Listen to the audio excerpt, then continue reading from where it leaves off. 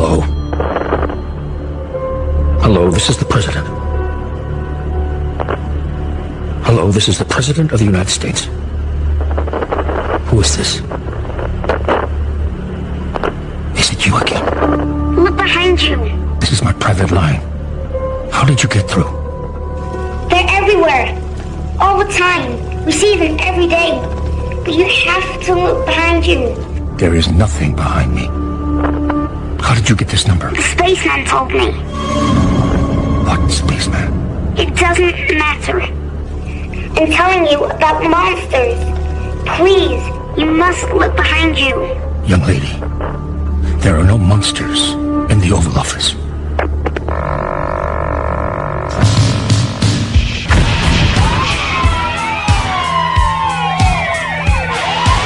The loudspeaker spoke up and said, Wait, Jimmy. the loudspeaker spoke up and said, Wait, the loudspeaker spoke up and said,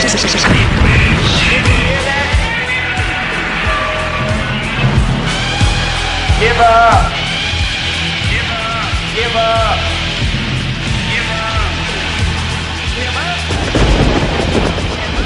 wait, Jimmy. Wait, Jimmy. Wait, Jimmy.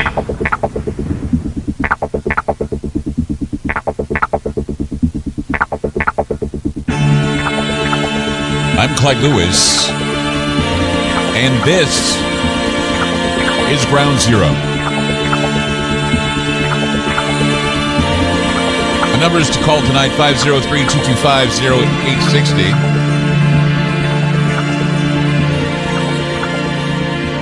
That's 503-225-0860.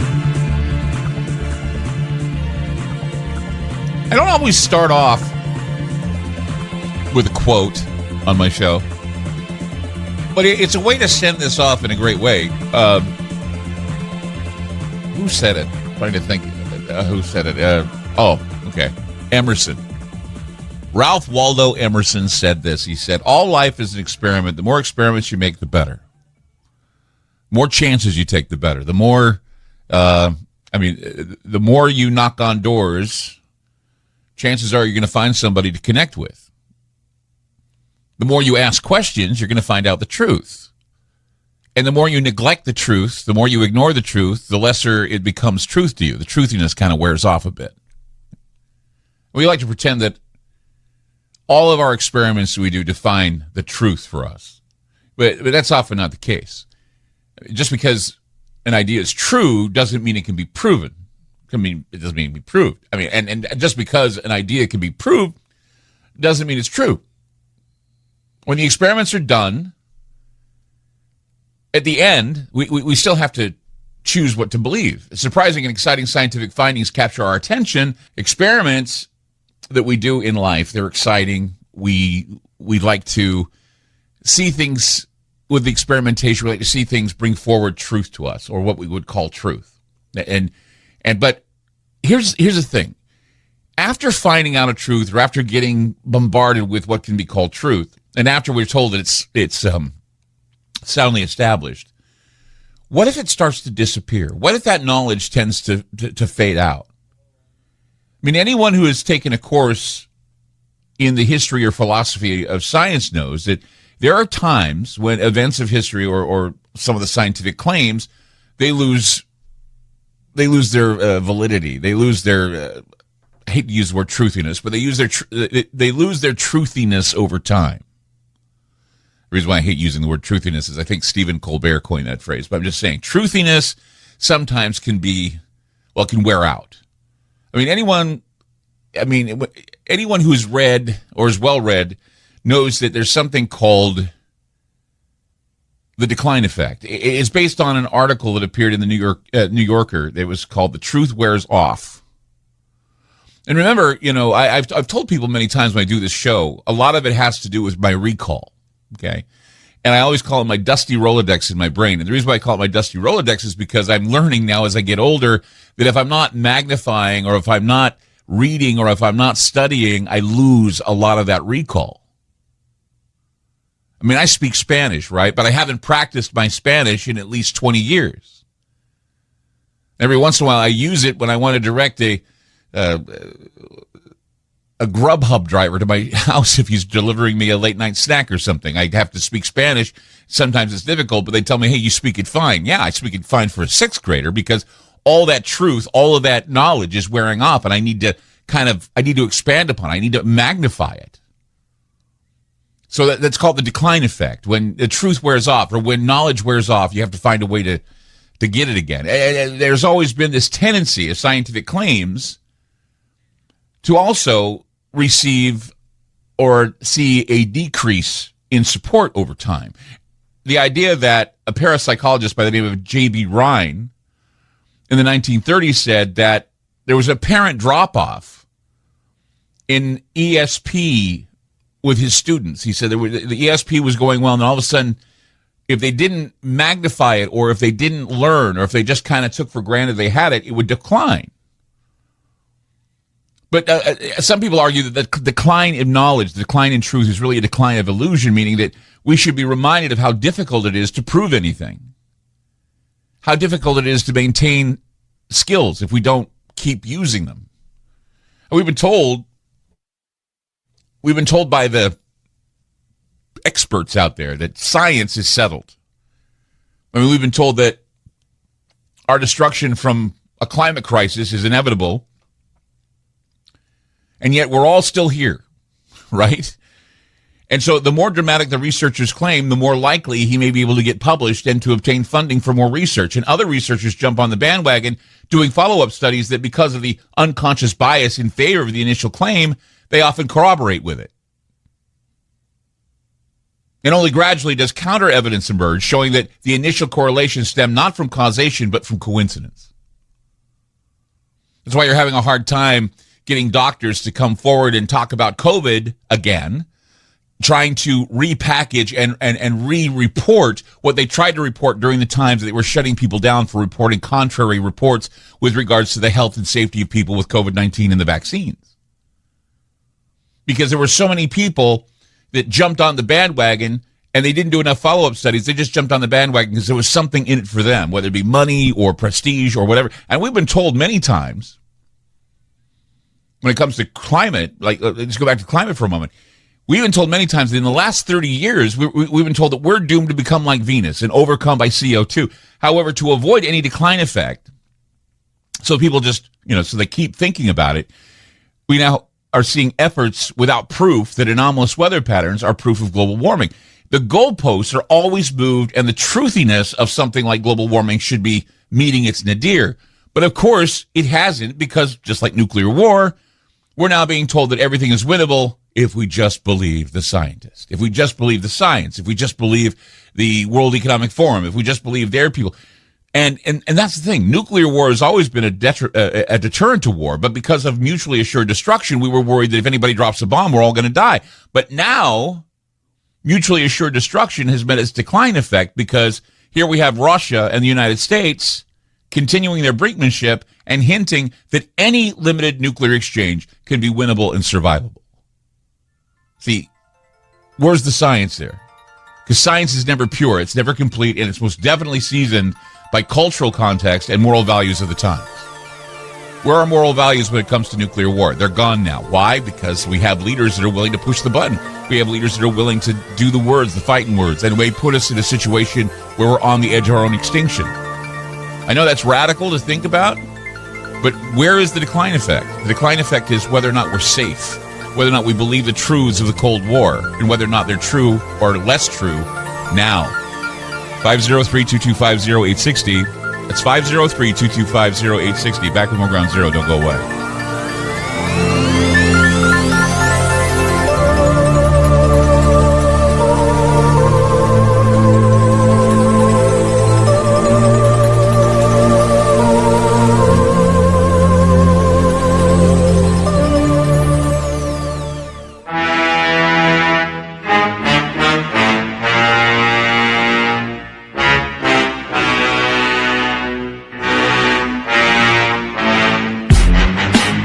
You're listening to Ground Zero. I'm Clyde Lewis. It's a radical thought that there could be some sort of collective consciousness that's habituating and affecting how we define what truth is. There may be some peculiar way about the nature of reality that somehow it gets into the ether and then spreads like a contagion. And that's perhaps what is deep down inside of all of us right now. What is deep down inside of us rules out all things in the end. And so concerns change as the unconscious mind changes. We have an unconscious mind that does dictate some of the things that we do. Our dreams dictate some of the things that we do. Our innermost thoughts, if we don't control them, they dictate what we do. The notion that the laws of reality are unchangeable is an assumption. It's a reasonable assumption, but we don't know it for a fact. And there have been physicists who have even speculated that perhaps the rules change as time goes on. You know, we're going to find new realities and how the unconscious mind changes individual reality. If the voice of the unconscious mind that is rarely heard hides deep down inside all of us, it's going to find a way to get out because it's been suppressed with conscious awakening. That still voice, that light of Christ, that Holy Spirit, whatever you want to call it. And what is most troubling is that thinking this way sometimes creates doubt in people. If you trust your conscience, if you trust your conscience, that's great.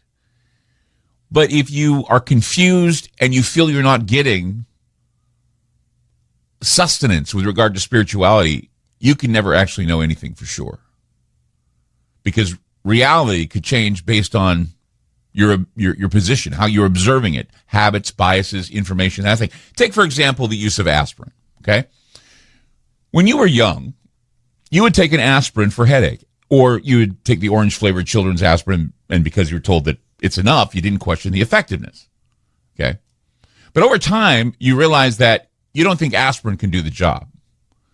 There's been this new study or this new finding that people now need something stronger. So you're thinking, well, no, aspirin, no, children's aspirin, no, I need something stronger. So you start to part ways with aspirin over time. I don't know many people who still take aspirin or Anacin or Bufferin or whatever. It just isn't effective enough to kill your headache. A lot of people are, oh, it's just not effective enough to kill my headache. But here's the truth. The truth is that in most cases, it's still effective in reducing headache pain. Some research shows that it's effective at reducing migraine pain. Specifically, when you experience a migraine headache, your body is overproducing a compound called, I think it's called prostaglandin. So prostaglandin is a hormone that helps send pain signals to the brain. Now, even though aspirin circulates through the entire body after you swallow it, the drug acts only at sites where this hormone is, where it's actively produced. So when the production of this hormone is impaired, the pain signals sensed by the brain stop. No more pain signals, no more headache, all with the use of just plain aspirin. In addition, aspirin's role as a platelet inhibitor or an antiplatelet drug can also help with your migraine. Aspirin reduces the ability of platelets to aggregate or stick together, and in migraine, platelets aggregate, causing them to release serotonin into your bloodstream, and this eventually leads to the vascular actions and other effects of migraine. So let's suppose you went to the doctor and complained of migraine, and he said to you, just take 2 Anacin and call me in the morning. And you would say, obviously my doctor sucks. He doesn't care about my pain. Because now your migraine medicine has to have a cool name or it has to have a narcotic in it to make it more truthy for you. I can't take that. I need a narcotic. I can't take that because I need something more. Well, you see, the science here doesn't always seem comfortable, right? So the science is that aspirin is effective. To have a doctor tell you that aspirin is effective may not sit well with you because you want something more. You think you need something stronger. So here's a fact. Excedrin, which of course is the number 5 most used aspirin on the market, it got smart with their marketing one day. As Excedrin was working to reestablish its business in the pain relief category, Excedrin had to rely on its specialist status for headaches, not just any kind of pain relief, but to differentiate itself and persuade consumers to switch from a general product or purchase Excedrin. So the result was various products, all with the same ingredients, but marketed for certain types of pain. There was Excedrin migraine relief, Excedrin tension headache, there's Excedrin extra strength. So all with the same ingredients. The Excedrin pills all have the same ingredients, but they were marketed to show that it works for simple headaches and pains, for migraine, extra strength. So, does this make aspirin any more or less effective? No, it doesn't. But the perception of it being specialized and scientifically targeted makes it more appealing. Oh, I see. This is a special type of Excedrin that will focus on my migraine pain. Well, here's the real story. The aspirin or the Excedrin that sits in the bottle that says no migraine is still going to affect your migraine. During the 1980s, the owner of the restaurant franchise A&W launched a new 1/3 pound burger to compete with McDonald's Quarter Pound Burger or the Quarter Pounder. So A&W launched a third is the word campaign to advertise their new 3rd pounder hamburger. Well, it didn't sell, even though it offered more meat for the same price as McDonald's. It was a 4th pound burger. They offered the 3rd pounder. So the A&W 3rd pounder never sold like the company thought it would, even though they advertised it heavily on TV and radio. So they hired a market research firm to try and figure out why the burger wasn't selling. I mean, come on, you're getting more meat and you're getting a less price. Why isn't it selling? Well, the firm conducted a focus group and found that around half the people surveyed thought that the A&W 1/3 pound burger was smaller than the McDonald's Quarter Pounder. They would say, well, why would we pay the same amount for a 1/3 of a pound of meat as we do for a 1/4 pound of meat? See, what the customers were doing was they were reacting to the size of the denominators. 3 is smaller than 4, so a 1/4 pound burger must be larger, right? Well, they failed to recognize that the magnitude of a fraction depends on the relationship between its numerator and denominator. So A&W knew they couldn't solve the problem by teaching the public how to understand fractions, so they changed the name of the 3rd pounder to the Papa Burger, and now it's their biggest selling burger to date. See, this is important to know. And why? Well, it's important to know when you consider that there are so-called science experts out there, and there are political experts out there that are willing to tell you that your choices are wrong, even though they are doing this psychologically and it's counterintuitive for you. Because they're banking on the idea that you're too ignorant to figure this out. I mean, you just have to think to yourself, right? Now, wait a second. What's going on here? Is it really that simple? Is a 3rd pounder bigger than a 1/4 pounder? Well, that 4 is bigger than the 3. What's wrong with me? Why don't I understand this? It's because you just don't think about it. And you have to talk to yourself and have an inner dialogue. I mean, there may be something spooky in the universe right now, or you haven't necessarily came to that scientific process and thinking that something spooky is in the universe right now. Or, in some sense, you're undermined by all things you don't even know anything about. I don't know anything about that. But I believe whatever somebody tells me. I don't know anything about COVID-19 really, but since Fauci says something, I believe him, because why would he be picked to tell me how to live my life if he wasn't an expert? Why would Bill Gates be chosen to tell me how to live my life if he wasn't an expert? That's the thing. That's the block. That's the problem. Both men are horrible human beings. Now, why were we following them? Well, because we didn't have anything else to go by. We were all being told that these guys were the guys. Everything was shut down. From flatten the curve to the new normal to the Great Reset. It's not been hard to understand the messages going on since the pandemic. And that distinct lack of disguise actually has carried over into other topics too. How do we analyze the truth when it's being manipulated? How do we analyze the truth when they bank on your ignorance? Ignorance is not a very good excuse. At least it's not working for those people who are suffering because they don't think for themselves. 503-225-0860. That's 503-225-0860. I'm Clyde Lewis. You're listening to Ground Zero, and we'll be back.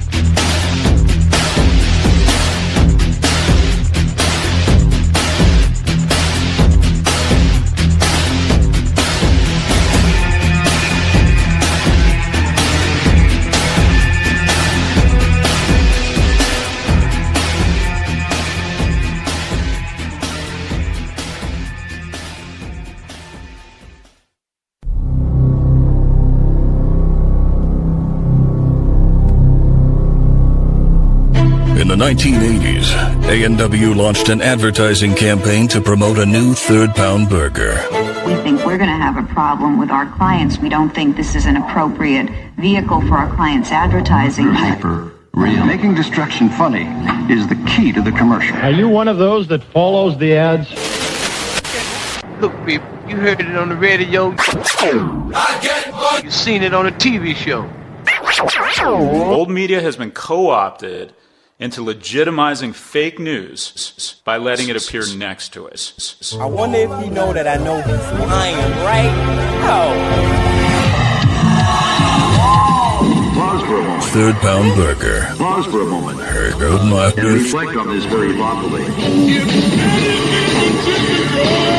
You can actually cause the consumer to forget something he has previously learned by putting into his head a newer and stronger concept. My penis? My Third-pound burger. You can actually remove an advertising story from his memory, and in its place, you can substitute one of your own. Everybody thought that 1/3 was smaller than 1/4 because, 4 is bigger than 3. The whole thing went down in history as a huge marketing fail. As we seize a larger and larger share of the consumer's brain box. It's the smile you can hide. And we've spent the last 40 years crunching the numbers. We get into a loop. Either or. It's really hard to make decisions about everything. Black, white. So I want to take those things that I do every single day. I and you. And I want to put them in a part of my brain that doesn't work as hard. This is the correct way to be fooled. We and you. We essentially store patterns. We, the crowd. We tend to believe almost all patterns we encounter, even the false ones. Good and bad. Your brain actually stops working so hard when you're in the middle of a habit. And we're not very good at discriminating between true and false patterns. Already you are separated into two camps, and you are on the point of fighting about absolutely non-existent differences. And then I tried to figure out what the reward was, and I thought it was the cookie. Turns out, Americans are just terrible at math. Like, really bad. It doesn't feel like we're thinking. I'm Clark Lewis. You're listening to Ground Zero.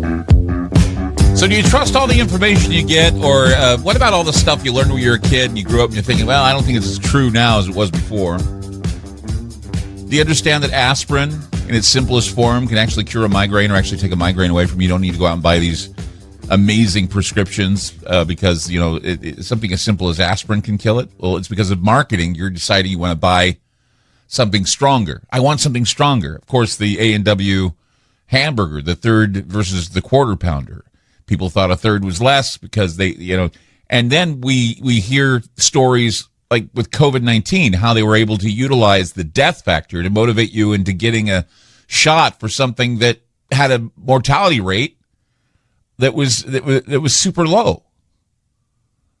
And the people, like 96% of those that got it recovered from it. And then they tell you, well, if you get the shot, you won't have as many complications, you see. So we flattened the curve. That didn't last. Then they talk about the new normal. Then they're saying, well, now you're used to the idea of being locked down and treated like serfs. We're going to give you the Great Reset.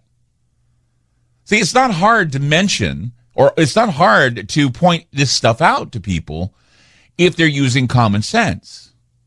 But see, now we're getting other phrases to be used to get us to think differently. They want to run these home into your head.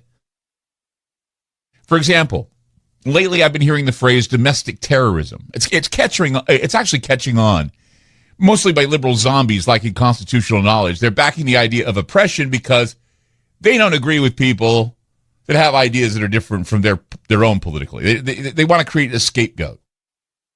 The notion that a political leader, or anyone for that matter, is entirely bad or good is puerile. The same consideration can be given to nation states, political systems, or even models of world order. The character of a human being, a nation, or a system of global governance is better judged by their or the totality of the actions that you see coming from these people. And that's why whenever I talk about Joe Biden, immediately people say, well, he's better than the old guy. And now we're hearing about that they're going to sue his entire family. And they're all going, look, he's getting what he deserves. But what about Russian collusion? Is that something that doesn't have truth anymore? Is the truthiness kind of going away there? Or do people still hold a candle to that nonsense? I mean, whatever we consider to be the source of good and evil, It all exists in every single one of us at either ends of the spectrum. Some people exhibit extreme levels of being a psychopath, which can lead them to commit acts that are just be evil. But even Hitler had a penchant for painting beautiful roses before he became a dictator. A horrible, horrible dictator. A psychopath that you don't know. That's the thing. The unassuming nebbish, the old maid that you at least suspect going about their day, entertaining those dark thoughts about what they want to do to people they don't agree with. He or she can be anyone. The person who walks their dog every day, the mailman, the neighbor that smiles and says hello to you every day. Isn't always that guy? Oh, he was quiet. He didn't bother anybody. He always smiled and said hello. He always had a joke to tell. You know, that's the same guy that they find that has his mother in a freezer, a house full of cats, some of them dead. Yeah, that's the guy that smiled a lot and told a lot of jokes and made you feel good. See, I always hear on the news people who say, he was friendly. He never bothered anyone. It's such a shock to the neighborhood. Yeah, no. I mean, I don't know if anyone remembers. There was an old Twilight Zone called Button Button. It's about a couple that they're struggling to make ends meet and they're looking for a break, and then the knock comes to the door. This guy's standing there, and there's a note that says, Mr. Stewart's going to come visit you. Mr. Stewart has got something for you. He comes to the door, and then he explains to the woman in the house. He says, well, we've got a key to a box, and if you press the button, then two things will happen. You'll receive $2 million in cash, but consequently, someone whom you don't know will die.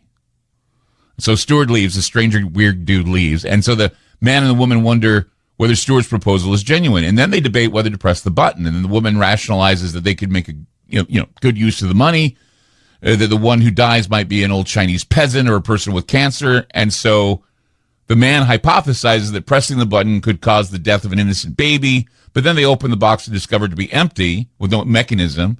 So, but, the button could be for whatever purpose, whatever. So after arguing over what to do, the woman pushes the button. The next day, the strange guy comes back. He opens up a briefcase with $2 million. The woman asks, what are we going to do with the money? And the strange guy says, well, you should spend it. And the woman says, well, what will happen to the box? And the guy says, well, the button will be reprogrammed and offered to someone else with the same terms and conditions. And just before leaving, Stewart, the strange guy, focuses on the woman and ominously states, and I can assure you that the box the person we offer the box to is someone you don't know. So when faced with the pressures we're in today, there's some people that are at their wits' end, and all around us, we're seeing nightmares play out all the time. And with these nightmares, there are people all around us that are using these times as an excuse to be a monster. And that's the problem. I mean, I'm beginning to notice behaviors in people, especially on social media. And these behaviors spit in the face of morality. The other night I did that show about B movies, and I talked about how, you look at these B movies and you laugh at them today because we become so cynical. And it happens that what we once believed was scary is not so scary anymore. It's, again, part of this deficit, part of this decline factor. It's all, there's a decline. Things that were simple that used to scare us don't scare us anymore. So we have to turn up the scare volume a little more. It's not enough to scare you. Now we have to gut teenage cheerleaders in the movies. Never used to be that way. We used to be scared by other things. But no, now we have to slice and dice those at a camp with a guy in a hockey mask. It's because we have that decline factor. That what was once scary to us when we were kids is no longer scary to us now. What was once true to us when we were kids is no longer truth now. So we have to find a way to really dig in and learn about what is really inside every single one of us in our unconscious minds. 503-225-0860. It's 503-225-0860. Back with more Ground Zero. Don't go away.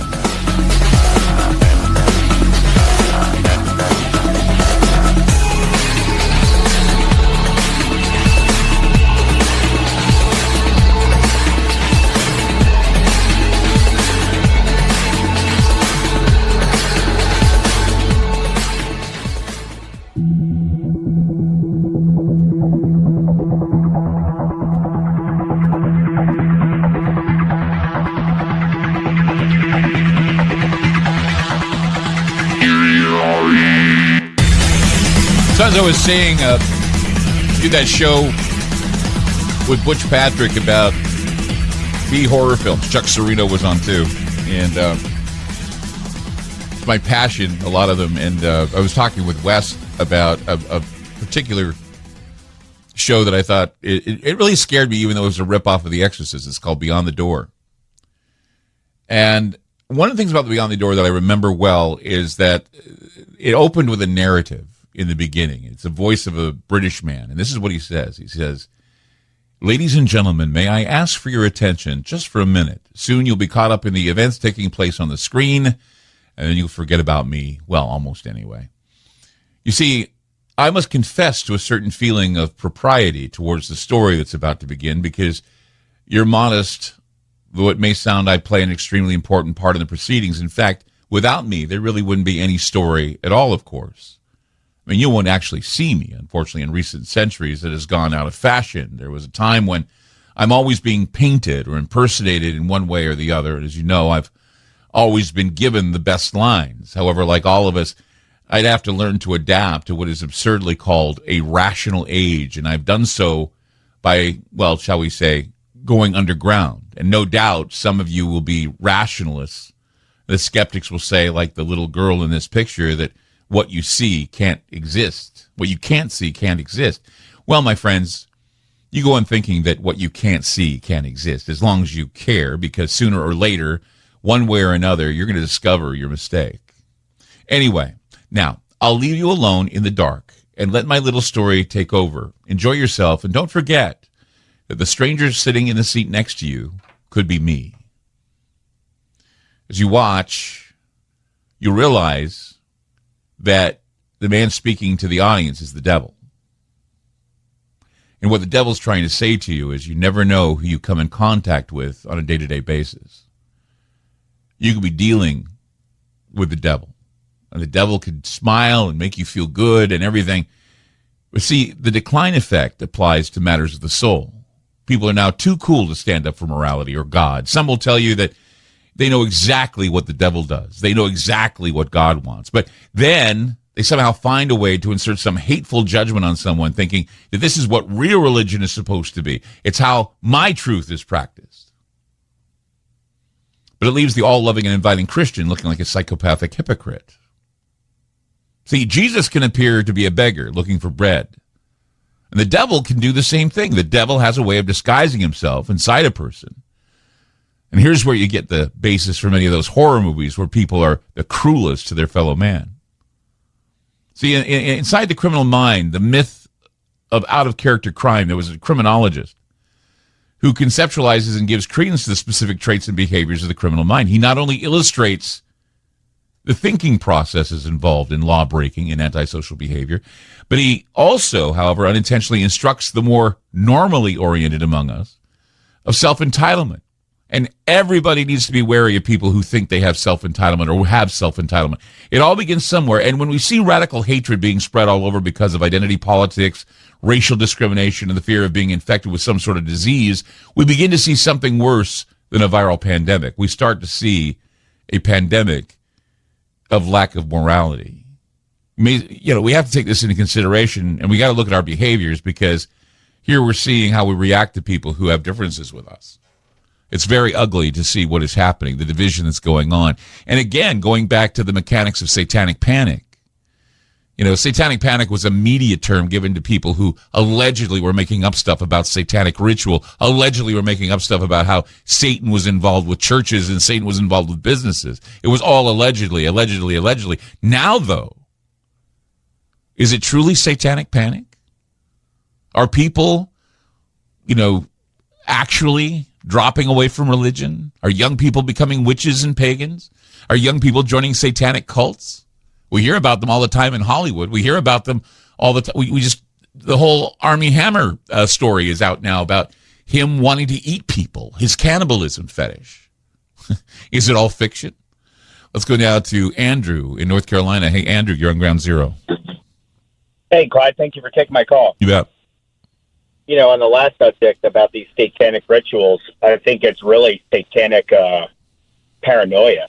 And, they're paranoid, just like a like a sports game, people putting their hats on weird because they find as though because they did it last time, somehow it's sort of relevant to what they're doing. Kind of like the children of Israel melting their gold earrings and praying to a golden calf. People are superstitious, right? Right.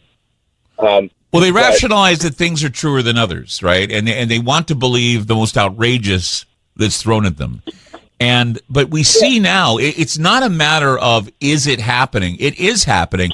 And when you say, guess what, guys? It's like Nietzsche when we talked about the guy running through the marketplace saying that God is dead. And it's always overreacting. God is not dead. Well, the lamp is out. There's no light in my lamp. What am I supposed to do? Well, just light the lamp. Well, no. God is dead. Have a lighter. Yeah, what's that? Have a lighter. Yeah. Well, but people don't think that way anymore. Pocket. They don't think that way anymore. And that was like my initial point was like, people have no instinct anymore. Nope. That there is no instinct. Like bears and lions still do the same thing that they have been doing since they've been created. Yeah. People today have no instinct. No. And that kind of defines their conscience and what you're talking about aspirin and migraines. Yeah. People sit. They never breathe. The first time I ever called into your show was on your 9/11 event, and I am a former operator in the military, retired. And what we taught all the time goes back to like what the American Indians would do for the common flu, and that is deep breathing technique, easily found on YouTube. Wim Hof, the Iceman. Right. People think, "Oh, this is crazy," but it's not. If your doctor told you to do deep breathing when you had a migraine, you'd probably get rid of the doctor. If the doctor told you just go home and take Excedrin, you would probably drop the doctor. And that's the whole point. Just like, I completely agree. But again, because people don't have any instinct, they don't even try it. No, like just try a deep breathing technique and try taking a cold shower. Oh, that's nuts, right? No, it's not really. There's a reason why chicken soup works, right? There's a reason why if you have a cold, chicken soup works, right?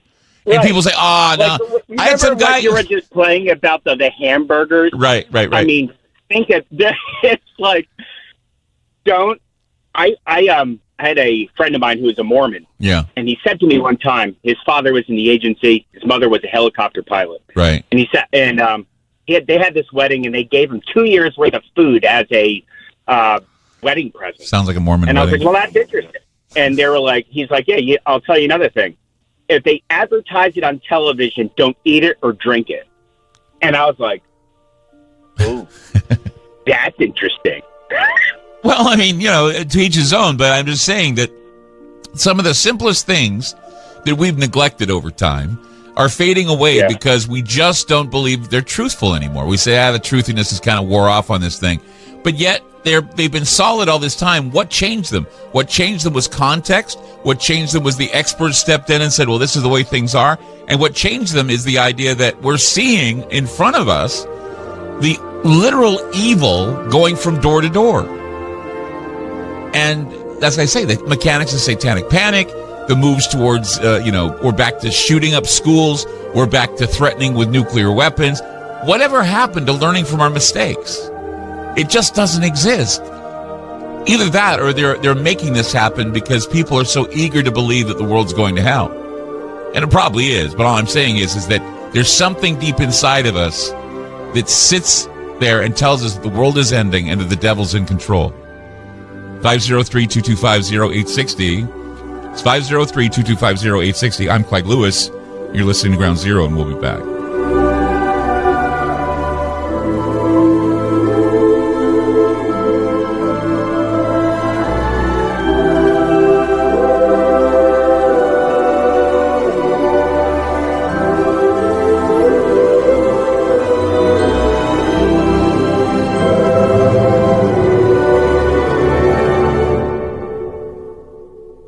Hey guys, it's Clyde Lewis from Ground Zero. With the rise of the cancel culture and an increase in social media censorship, we need to make a big change. So we decided to create a very unique digital platform. It's called Aftermath.media. It's an exclusive online multimedia library featuring an interactive social media section with a chat room, videos, audio clips, archive Ground Zero podcasts, documents, books, and magazines. Our news aggregator provides current news relating to many of the topics we cover. We're expanding our research and study groups as well, which presently includes Tracy Twyman, William Cooper, Nate Russell, and Jim Keith. Also, check out popular podcast Conspirafact with Weston Bill. Updated apps will be available soon. The monthly subscription for Aftermath is only $10 a month, and if you sign up now for the yearly subscription, it's only $79. If you want to hear the shows you love and support Great Talk Radio, go to aftermath.media. Again, that's aftermath.media. Are you intrigued by Paranormal Talk Radio? You'll love the new Paranormal Radio app from TalkStream Live. You'll find a great selection of talk shows covering UFOs, ghosts, strange phenomena, and much more. Download the Paranormal Radio app now and start listening to the very best in paranormal talk entertainment, including the network you're listening to right now, the Paranormal Radio app, free in Google Play and the iOS App Store. Spinning complacently in the darkness, covered and blinded by a blanket of little lives, false security has lulled the madness of this world into a slumber. Wake up. An eye is upon you, staring straight down and keenly through, seeing all that you are and everything that you can never be. Yes, an eye is upon you, an eye ready to blink. So face forward, with arms wide open and mind reeling. Your future has arrived. Are you ready to go?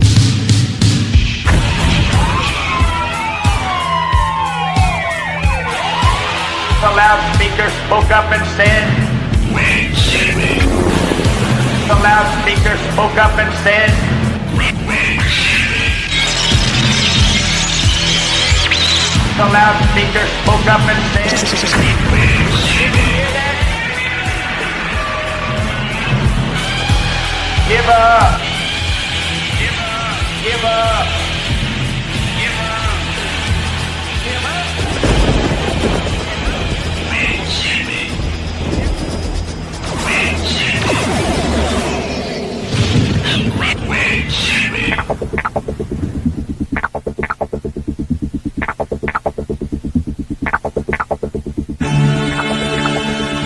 I'm Clyde Lewis,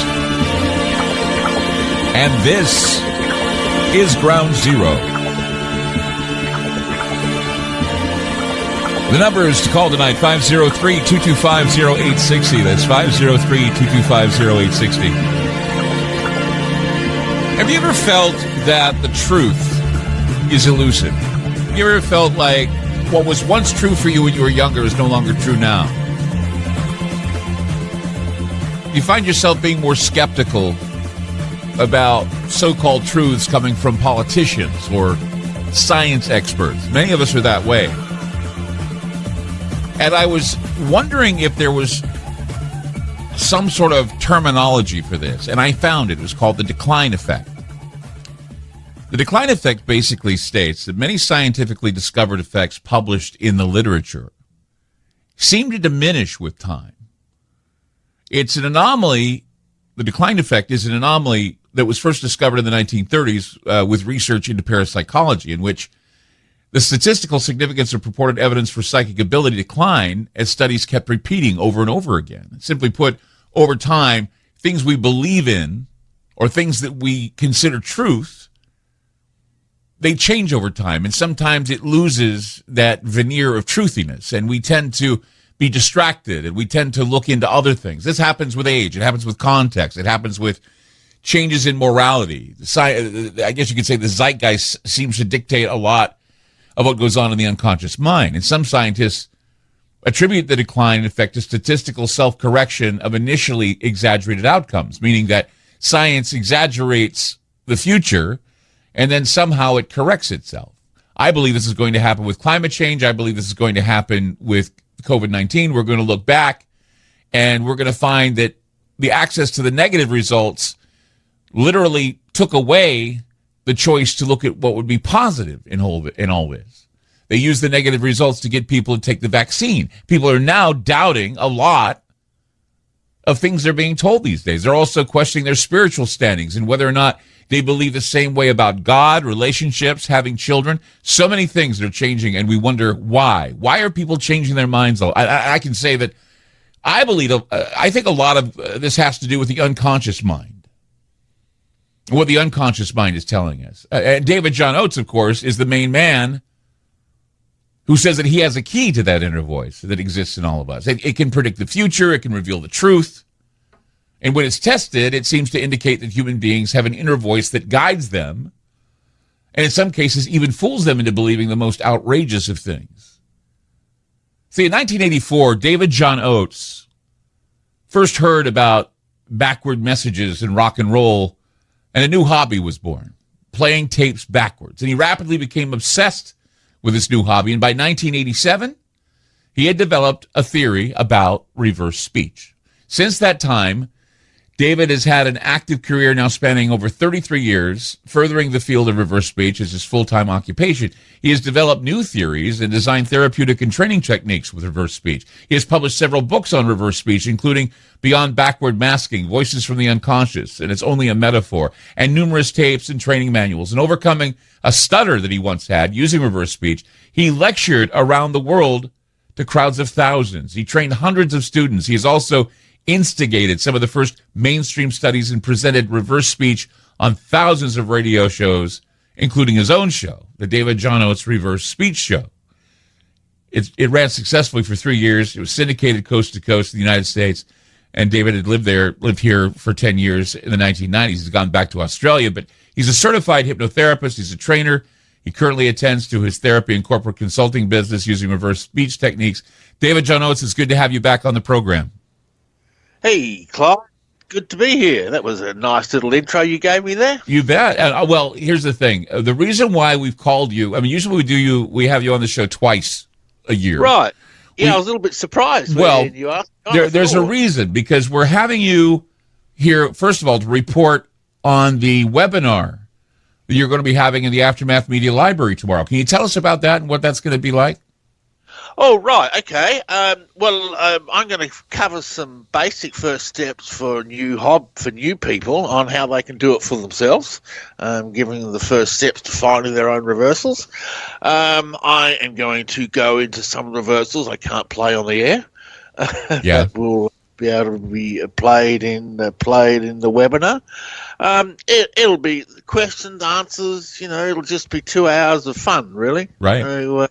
Covering a lot of the stuff I don't get time to cover on the air, like the nitty-gritty of finding your own reversals and how to interpret them. And I think that's great, because I mean, no one can understand reverse speech unless they attend one of your seminars, one of your webinars, because I've seen it in action. I have been to at least 2 of them. One of them was really astounding, because there was a guy that you did immediate reversals on people. A lot of people in the audience. One woman freaked out and left because it revealed something about her that she didn't want to have revealed to people. There was another guy that he said in his reversals that he had stolen some money, and it was funny because he admitted that he actually stole money from his boss to come to the seminar. Yes, I remember that. Yeah, it was like, it was just bizarre to see how reverse speech actually does work, and how, it's the innermost thoughts of the unconscious mind. Yeah. People get amazed. Especially when new client. I just had a new client start last week, and we went over the reversals last night, and he was just staggered. He said, "I didn't believe these things would be so clear. I thought you'd be just trying to find amongst gibberish, Right. But they're very clear. And in private session work, of course, it gets down to the nitty-gritty of the patterns you're running and the hidden secrets you don't want people to find out. Exactly. It's all very exciting. There's another reason why I'm bringing you on, and a lot of it has to do with what I've been talking about recently on my program.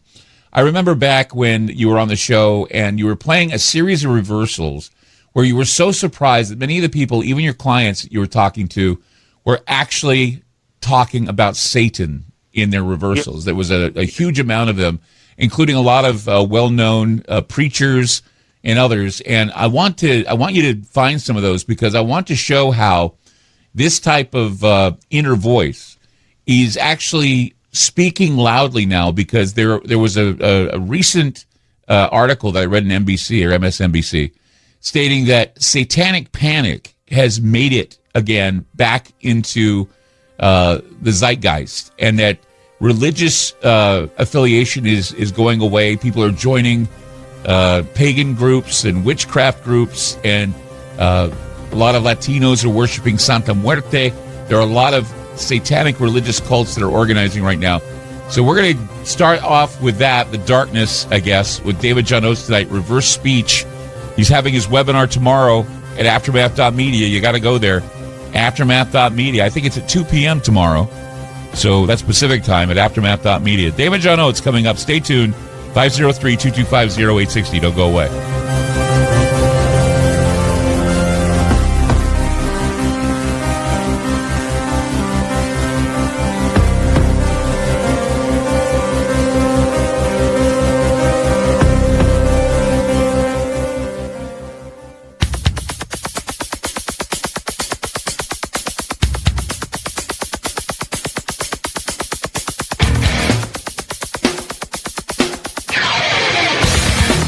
David John Oates with us tonight on Ground Zero.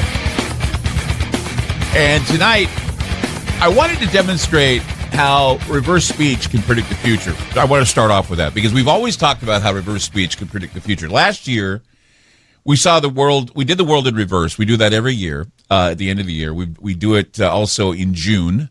Every 6 months, we do a reverse speech show. But I wanted to talk about David's webinar, first of all, but then I wanted to also point out something, that back at the end of last year, David demonstrated that in many reversals that he was getting from clients and from discussions with political discussions from people in politics, also religious figures, David was getting reversals that would speak openly about Satan and the coming darkness. Now, I remember, back then David was concerned, and I wondered what was coming. I sort of knew what was coming, but lately, recent reports from the mainstream they're now naming it the new satanic panic. It reminded me of all those reversals. Now, they're saying conversation about satanic entertainment is providing this. There's a new show called Little Demon from Disney. Religious demographics are changing. They're saying that many Christians are in transition now. They're rejecting Jesus completely, moving to darker realms of worship. They're looking into things like witchcraft, Santeria, paganism, and Satanism. Some are worshiping Nordic gods, and they're saying if this continues, Christianity, or at least people who follow Jesus, are going to become the minority. David John Oates with us tonight on Ground Zero. So, I guess we can go back in time, maybe a few months ago, a little under 6 months ago, when you were playing us some of the most dark, I guess you could call them, reversals that indicated that something satanic was coming our way. Yes, indeed. Well, I think probably the reversal that really put me onto this was one I found on Biden. And let me pull that one up real quick. This is and he was predicting something. He was predicting something dark coming, and it comes out in this reversal here. So here is the forwards. One of the great gifts of the spirit of independence. And think about this. One of the great gifts is our capacity to see ourselves whole and see ourselves honestly. And this is on the 4th of July. So this is on Independence Day. His Independence Day speech last year. And he says backwards, "You're not safe, Armageddon."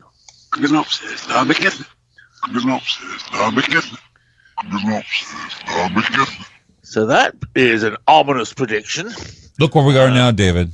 Think about where we are now. Back then, Biden was saying that, and his reversal indicated Armageddon. Look where we are now, where Putin is discussing nuclear weapons. Biden was on 60 Minutes telling him not to use them. We have armies gathering around Israel right now, from Romania to Turkey to, 300,000, maybe more reservists being called up.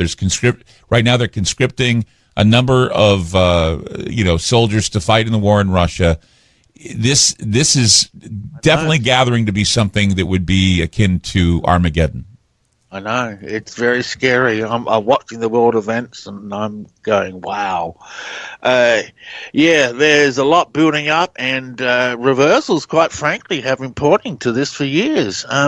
Talking about, well, if not for years, for a couple of years, talking about reversals predicting the future. I might go back about 2 years, and I was finding all these reversals about something coming. For example, this one here. This is on a client. Oh, that. And it sounds like this is something we might ought to be doing and figuring out how to. Oh, what if we? Let's see. If we could. So this is just a normal client talking. And backwards, she says, "Instant, we'll feel a war." Yes, we'll feel a war. Yes, we'll feel a war. And there it is. Yes, we'll feel a war. So that is predicting something coming. And here's another client. This has helped. The COVID has been a big blessing in that respect. And here she says, "I see the rockets fly." I see the rockets fly. I see the rockets fly. And we are seeing rockets fly right now. Yeah, we are. I recall these reversals, and I remember when we heard them, we could only speculate, what is happening, and now we're seeing definitely things that don't make any sense. Like, for example, limited, I guess you could say, a limited nuclear exchange, where Putin has said that he wants to drop bombs in the Black Sea, and others are saying that he might just do that.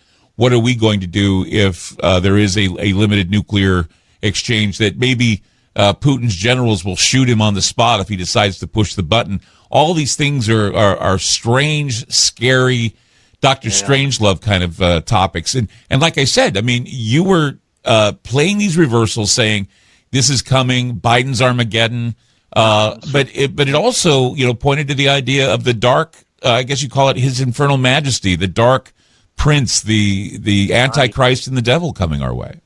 Oh, yeah, I should play you.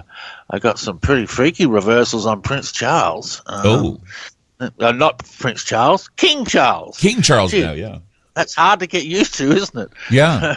Were they just recent, or what was it that he was saying? Oh, yeah. This was after the death of Her Majesty. So, okay, you want Satan? Here's Satan on King Charles being proclaimed king. And that in the discharge of these duties, I will be guided by the counsel of their elected parliaments. And he says, "Trust Satan." Trust Satan. Trust Satan. Trust Satan. Oh my God. There you go. There's Trust Satan. Then we've got where are we? Here's a freaky one. Listen to this.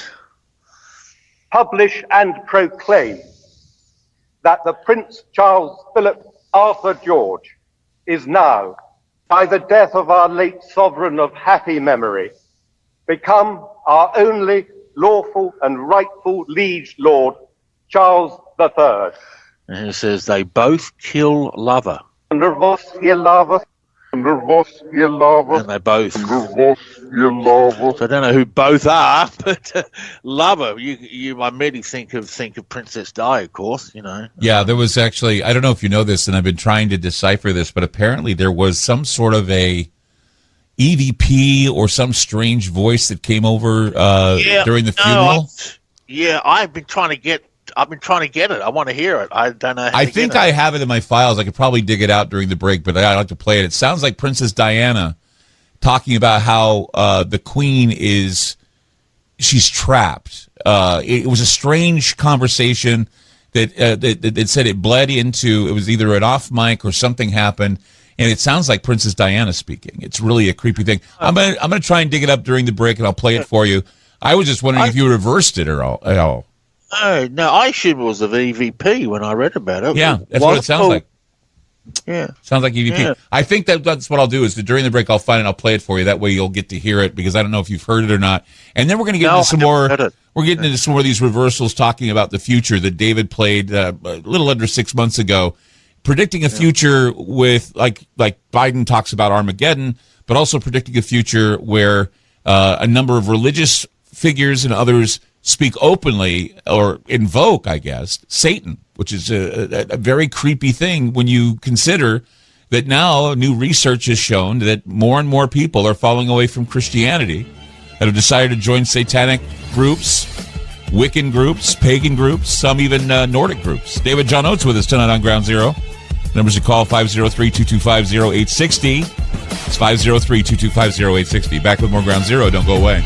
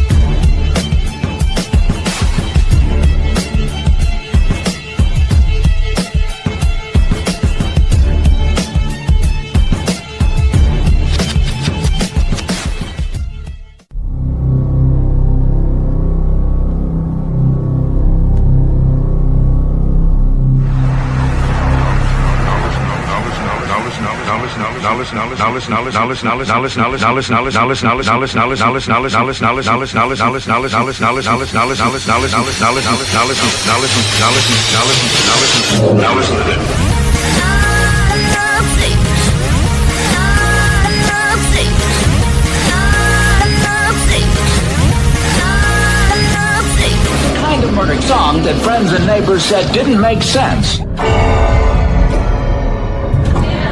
You got the whole squad laughing.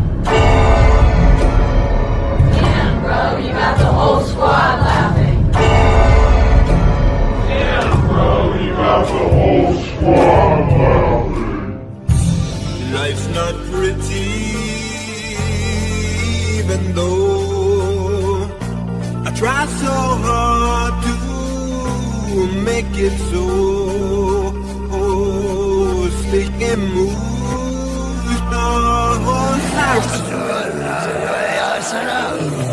We're talking about when you hear music and lyrics forward, and then you hear those same lyrics backwards, and it's a message forward, and those same words are a message backwards.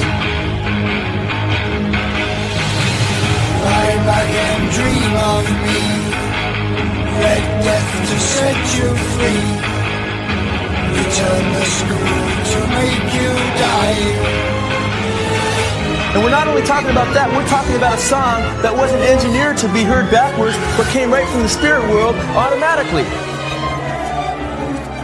Okay? And then we're talking about if you wanted to make lyrics backwards on a song, you're going to mess up that song forward pretty bad, right? Well, Stairway to Heaven is the most popular song in rock and roll.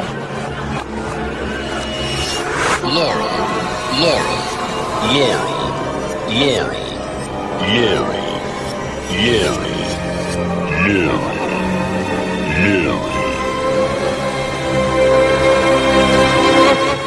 The music is reversible, but time. Turn back. Turn back. Turn back. Turn back. Hansi, Hagen, Chonsi, Haviers. Meanwhile, I'm Clyde Lewis. You are listening to Ground Zero. Numbers to call tonight, 503-225-0860. David John Oates with us. We're talking about reverse speech. We're talking about how a couple months ago he came on the program, and a lot of the reversals he played were people talking about the coming of Armageddon and the coming of Satan, which is very, very terrifying. We heard Prince Charles speaking, and now King Charles speaking about Satan. We've heard Biden talking about Armageddon. So I was telling you, David, that I had to dig this out and find it. Something happened during the funeral of the Queen. Apparently, ITV News reported that something came over the air. They don't know what it was, a hot mic. They don't know what it is, but a lot of people are speculating and are scared because what it was is it was a helicopter that was flying over the cortege of the Queen. focusing in on it, and all of a sudden you hear these voices whisper, or this one voice is whispering something. And what I hear is death is irreversible, but she is trapped. And whoever it is talking about the Queen, and a lot of people believe it sounds like Princess Diana. Listen to this. That death is irreversible, and the fact that she's trapped. As you can see. Death is irreversible, and the fact that she's trapped. Let's play that. Let's see if I can play it one more time. This is you can hear the helicopter sound in the background. Yeah, it's quite clear. Yeah, and this is not. They said it went over the air temporarily. A guy was about to make a speech, and it just came over, and they couldn't control it. You know what it was? Some people are saying it was Princess Diana saying, "Death is irreversible, but the fact that she's trapped," and they immediately cut it off. That death is irreversible, and the fact that she's trapped. As you can see. There you go. Oh my God, that does sound like Princess Di. Yeah, they say that. A lot of people say that was Princess Diana trying to speak to people during the funeral. Oh, can you play it backwards? No, I wish I could. I was hoping that. I don't know if you can. You email it to me. I can play it backwards live on the air. Oh, you can. I'm going to say it's in a Twitter account that I got. Oh, is it? Oh, it's not an MP3 file. Well, no, it's off of Twitter, so you could probably record it during the break. I'm sending it to you via. Oops, sorry. Hold on. Let's see if I can send this to you here.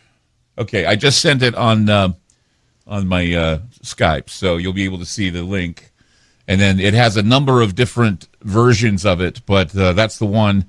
And you just play it, and I don't know if you can reverse it during a break or something to see if there's anything being said. But yeah, once again, let me play it one more time just so people can hear it again. This is allegedly an EVP of Princess Diana saying, "Death is irreversible, the fact that she's trapped." That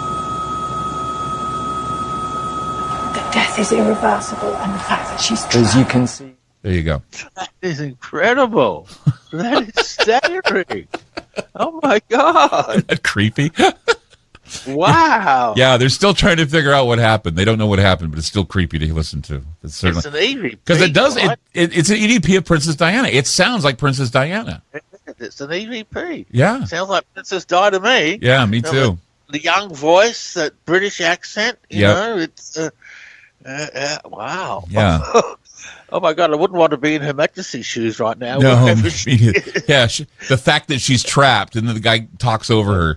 Do you have any more? Do you have any more from King Charles III? Because I mean, while we're on the royal family, we might as well talk about this because I've had, believe it or not, we had Tim Cohen on the program, we had Chris Everard on the program, all talking about the possibility that the royal family is going to spin us the Antichrist, whether it be Prince William or Prince Charles.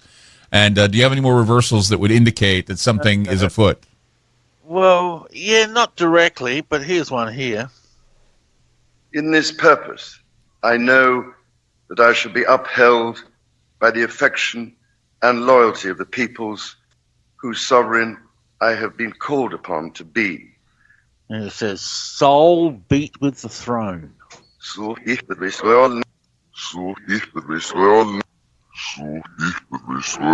It means he will be totally committed to the throne down to his soul. Right. But if you remember, reversal said trust Satan, so we know where his soul is at. So the reversal would imply it would be Satan on the throne. And here we got another one talking about his rule. I understand that the law requires that I should, at my accession to the crown, take and subscribe the oath relating to the security of the Church of Scotland. I am ready to do so at this first opportunity. And here he says, the rule of that mud. The rule of that tonight. The rule of that tonight. The rule of that tonight. That's quite clear.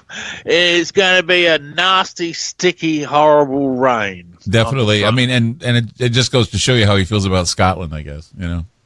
Yeah, I know. Yeah, I mean, I think the tensions, again, I mean, I've heard the tensions about Ireland and Scotland, and maybe this is going to create those tensions once again in the kingdom. I don't know. There's just so many things that are being, I guess you could say, speculated about with regard to his reign, how he's going to be even-handed with the kingdom, whether it be Scotland or Ireland or all these other areas that have been in the past a lot of tensions with the monarchy.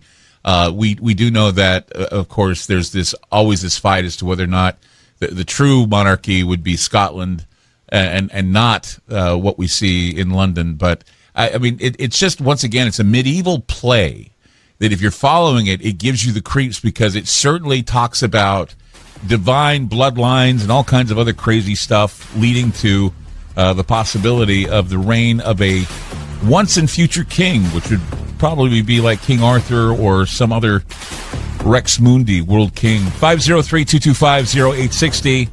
It's 503-225-0860. More dark reversals about the future from David John Oates, just talking about what he revealed to us just months ago and how it's all coming true. 503-225-0860. We'll be back.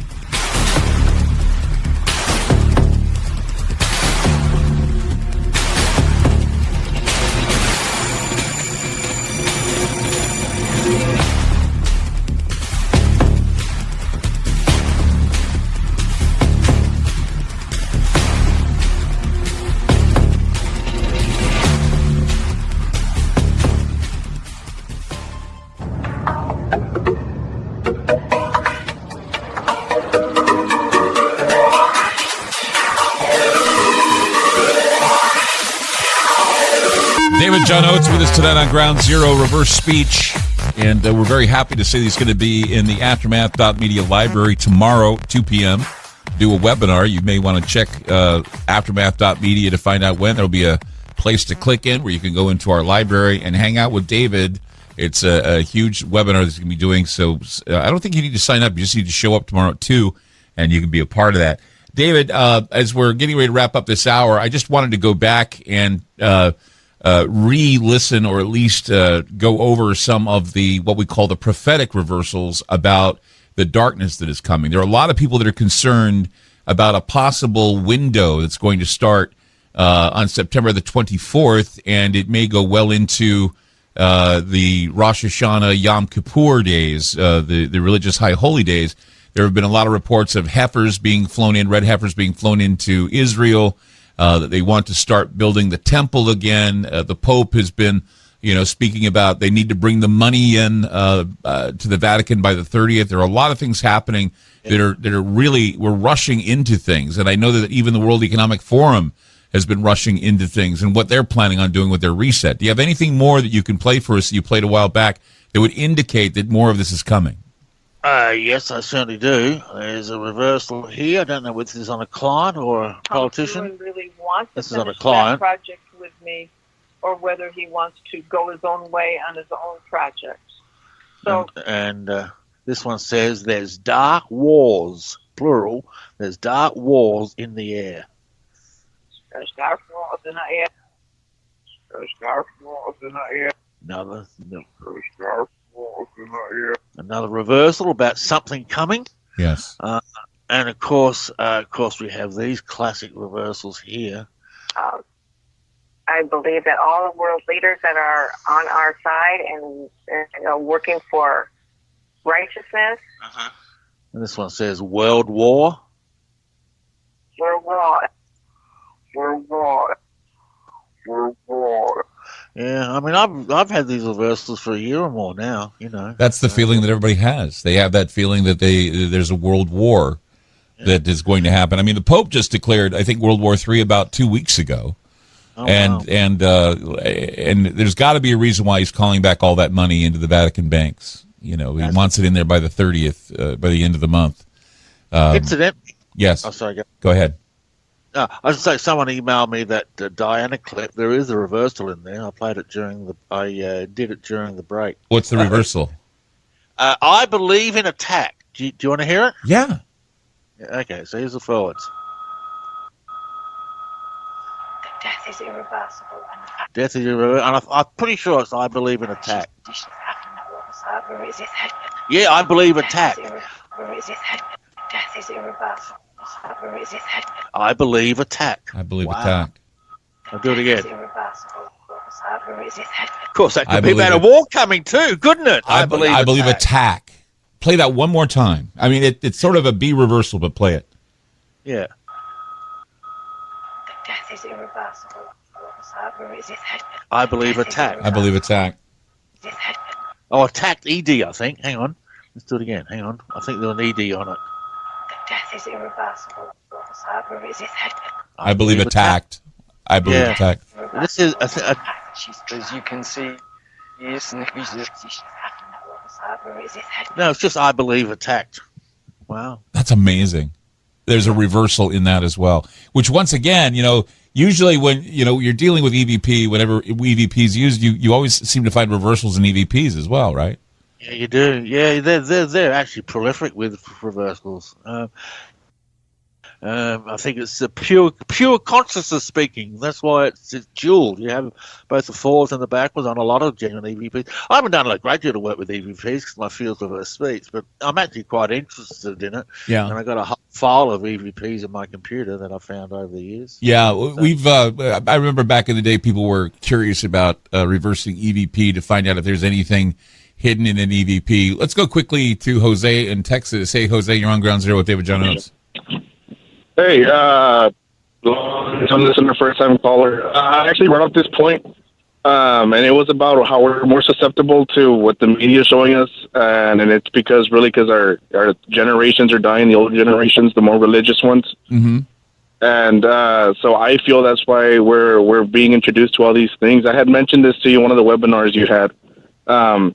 And another comment I'd like to make is that reversal for me is terrifying personally because I feel like I know I've done a lot of things in my life, and to hear the truth, I mean, it is that voice. It is that voice that's it's that voice that's hidden. It's the unconscious mind and the voice that is hidden. At least that's what you say, David, right?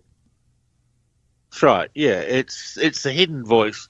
It's always there. It's always been speaking. It's been hidden because it's backwards. You have a reversal that says something to that effect, don't you?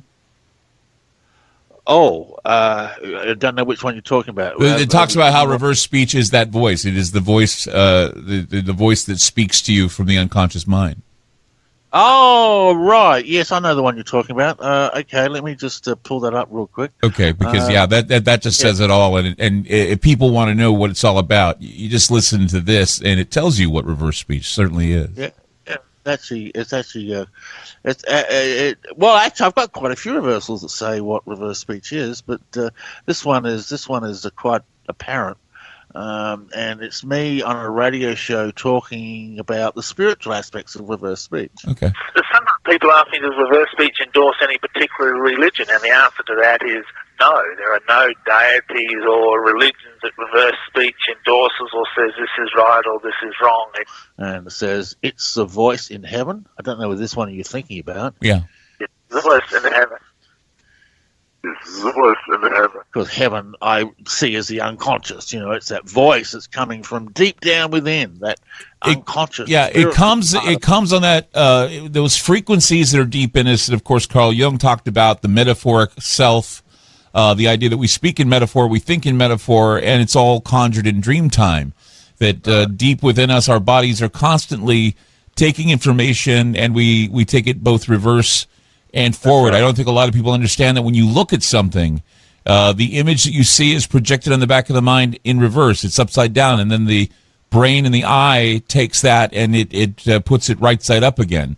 So it just goes to show you that the body is analyzing information both forwards and backwards. And even if it's some people who say it's pareidolia or something, ear pareidolia, doesn't matter. If the message is sent, the unconscious mind gets that message. Am I right? You're absolutely right. Yes, it does indeed. People sometimes ask me, you say this is a spiritual phenomenon, but why does it have so many references to Satan? Doesn't it mean it's satanic? Well, the answer to that is simply the human soul is quite dark, and it's giving us an accurate reflection of the human soul. Well, it's dark now. I mean, I haven't really remembered a time where we had so many words coming out of people in reverse about Armageddon and death and Satan. I mean, it's never been that way in the past. I mean, I've known you now for 30 some odd years. And never in the 40 years I've been doing reverse speech, haven't found any references to this. It's only in the last couple of years, and it's coming out everywhere. Right. And we got more to come about current events as well with David John Oates. If you have any questions, 503-225-0860. That's 503-225-0860. David John Oates with reverse speech. Remember, he's going to be at aftermath.media in our library tomorrow at 2 p.m. for a webinar. You want to check that out. So get up, get in, and there'll be a link available when he's ready to produce it, ready to show it off at aftermath.media. That's aftermath.media. Back with more Ground Zero. Don't go away.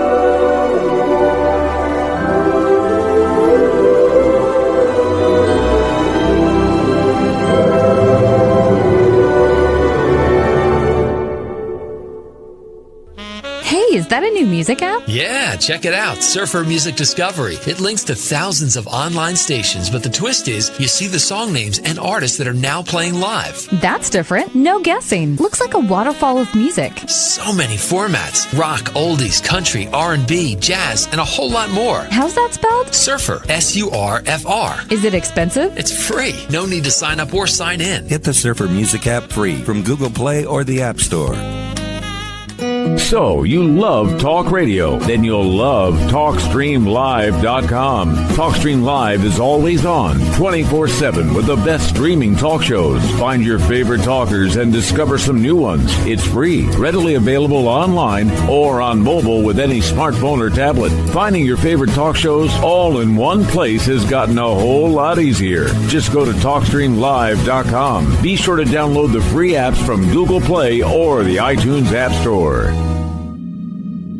Join me on a journey where getting lost is the only true destination. For the past, present, and future all coexist on the same timeline, where happiness is an illusion. This is the future we are in right now, where our phones are the first things that we touch when we wake up, the last thing we touch before falling asleep. Radiant, seductive screens we so lovingly, endlessly gaze upon.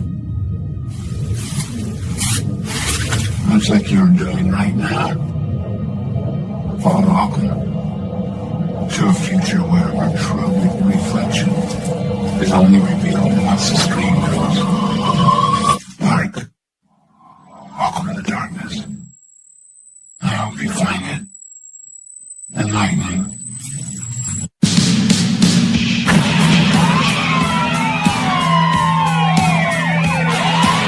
The loudspeaker spoke up and said, "Wait, Jimmy." The loudspeaker spoke up and said, "Wait, Jimmy." The loudspeaker spoke up and said, "Wait, Jimmy." Give up. Give up. Give up. Give up. Give up.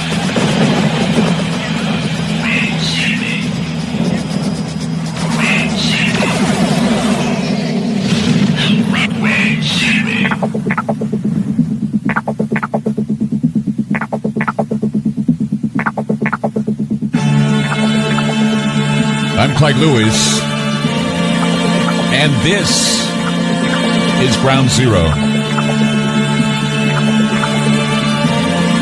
The numbers to call tonight, 503-225-0860. That's 503-225-0860. When you listen to the reversals and you understand that deep within our unconscious that we somehow form these thoughts and they can be converted back in reverse, it's something that the brain can do on its own. We just don't take the time to listen. But we do get the feeling sometimes that someone is conveying a message to us. We can't pinpoint it. We feel an eerie feeling when they speak, or we get a sense that they're not telling us the truth. It's important to look at how historical and current cultural and political landscapes have and do seem to feed the criminal mind. They seem to feed this apocalyptic morality that I talk about. How we're all experiencing what is called the decline effect is, well, we have to ask ourselves if we're just rationalizing that some things are truer than others, or that the truth has now changed to fit the spirit of the times. Look, you look at the decline effect, and when it comes to our children and how we expose them every day to deviant behavior and political grooming from teachers and other trusted adults, if we speak out against it, we're insensitive to the needs of the protective class. The question is, what is it they need exactly when a drag queen shows up to read a story in the local library? What are they looking for? Children are now taught about masturbation at school, age 3 to 6, and parents are being told, well, that's compulsory. Not grooming, not sexualizing children, not insanely creepy, not inappropriate. It's compulsory. Now, you can call it a conspiracy all you want. There's a very dark and heavy agenda at play. So is the gender confusion indoctrination, and the virus fear indoctrination, and the misplaced sense of responsibility indoctrination, and the climate fear indoctrination, the manipulation, the guilt bashing, the need for a convenient cashless society indoctrination, the idea that we need to chip people indoctrination, the fear to stand against the norm and the science du jour because the herd will leap on you like an angry pack of pre-programmed hyenas and you'll deserve everything that's coming to you, indoctrination. I mean, it's all coming into schools for a reason. It's all wrapped up in your daily dose of propaganda. More and more, it's not even covert. It's insidious. As I said, it comes to your schools. It comes in government. It comes everywhere. And we just have to be aware of what it is and listen directly and listen carefully. That's what is being said. Tonight, David John Oates is with us. Reverse Speech, his seminar tomorrow. You want to check it out at 2 p.m. Go to aftermath.media and get involved with it. So, I guess where to begin here is, going back to what you played with Joe Biden talking about Armageddon. Yes. This is certainly something that is on everybody's minds because we keep hearing about possible attacks, possible crashes economically, all of these things. And I think the only time since, well, probably it was his Philadelphia speech where he was there and you saw the red lighting behind him and it looked like he was a tyrant. But he was also on 60 Minutes recently. I was just curious if you have any reversals from the time he was speaking in Philadelphia through the 60 Minutes appearance. I have reversals on both of them. Good. Actually. Yeah, well, I'd love to hear them because I had somebody actually send me an email saying what they wouldn't give to hear reversals on what he said in Philadelphia and what he said on 60 Minutes. Oh, well, there you go. I'll be able to fulfill both of them for you. Thank you. Okay, let's start with Philadelphia. Now, where have I got that one under? Okay, so, all right, okay, so here's the first one. Here is he starting his speech. This is the Philadelphia red background speech. Too much of what's happening in our country today is not normal. Donald Trump and the MAGA Republicans represent an extremism that threatens the very foundations of our republic. There he goes, hormone cons. Hormone sons. Hormone sons. He's getting him. Hormone sons. I interpret that as he's getting them all worked out, getting hormones functioning, running, Yeah. Just conning them and getting their hormones outrageous, having everybody on steroids, getting That's angry. right. Yeah, I get it. That's right. Then we've got this one here. Oh, that didn't open. Oh, that wasn't a thing. Okay, we'll try this one.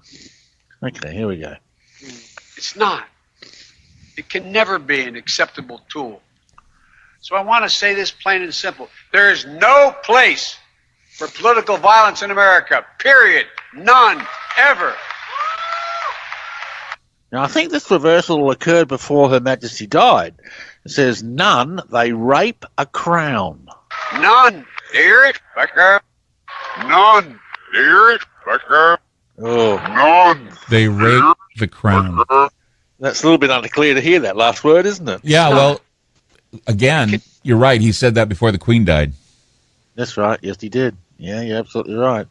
Then we've got this one, and then we can look at 60 Minutes. We saw law enforcement brutally attacked on January the 6th.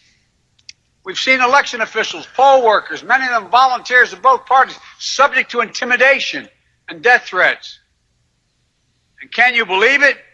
FBI agents just doing their job as directed, facing threats to their own lives from their own fellow citizens. Goes stealth. He gets the terror. You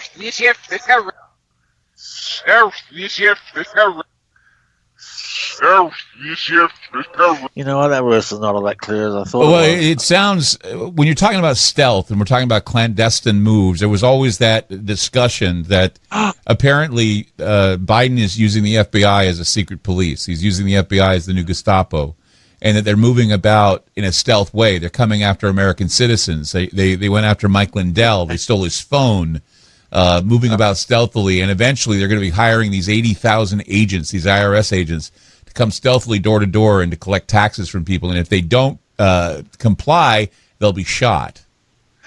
All right, I got a couple reversals about that. Here he is denying he knew anything about the MAGA raid, the Mar-a-Lago raid. Oh, okay.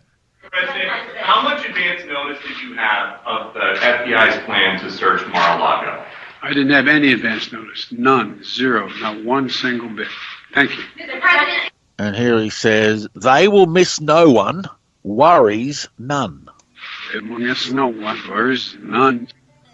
They will miss no one, worries none. I interpret that. They're going to go after everyone. He knows all about it. He knows exactly what's going on. He's not the least bit worried. They're going after them all. We got more coming with David John Oates tonight on Ground Zero, 503-225-0860.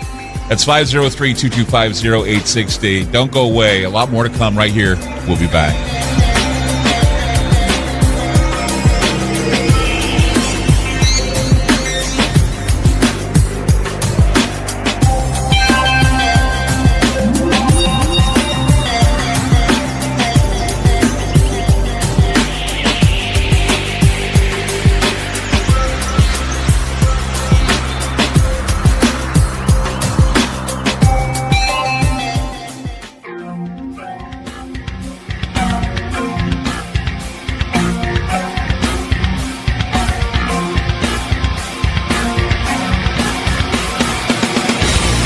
David John Oates with us tonight on Ground Zero. Reverse speech tonight, just going over some of the headlines and news, reversing them, listening in. It's very interesting and very telling about what's going on behind the scenes. We recently were listening in on something that Biden said with regard to Mar-a-Lago. Do you have any more things on Mar-a-Lago, Dave?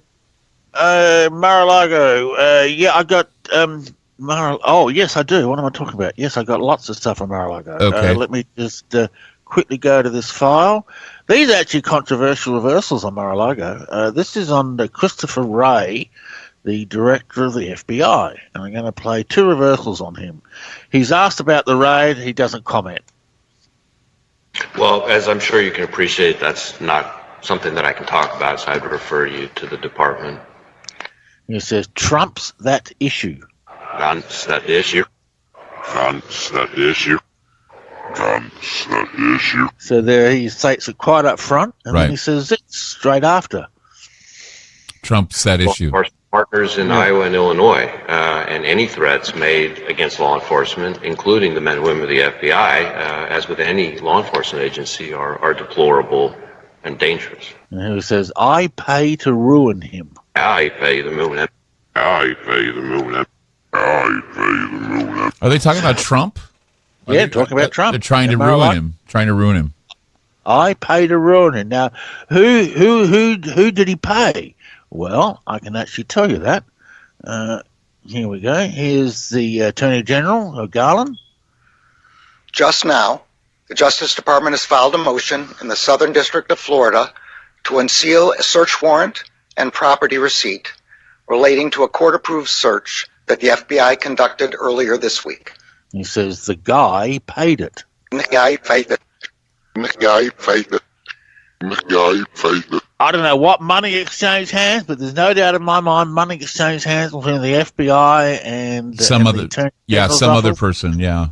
Somebody in power is paying to have this go on. Yep.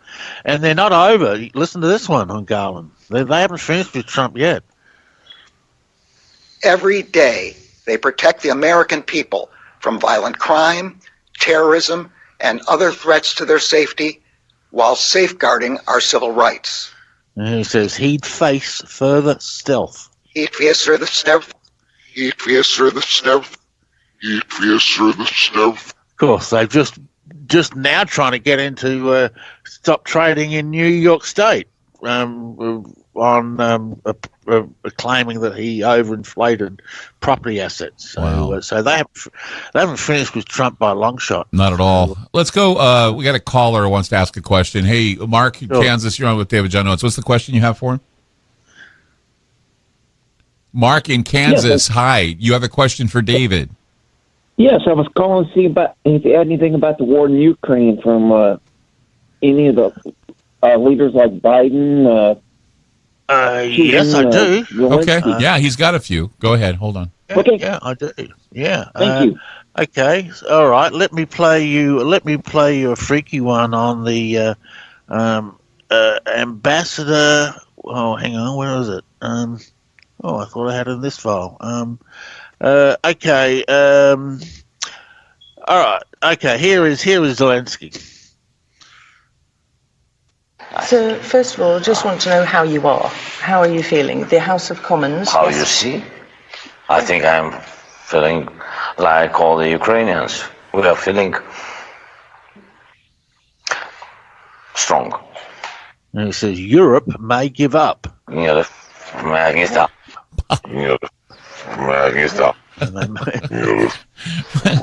you heard what's going on with Germany. They may have to make a few conditions so they don't freeze to death. Otherwise, because Putin's very clear that Europe will freeze if they don't decide to back off.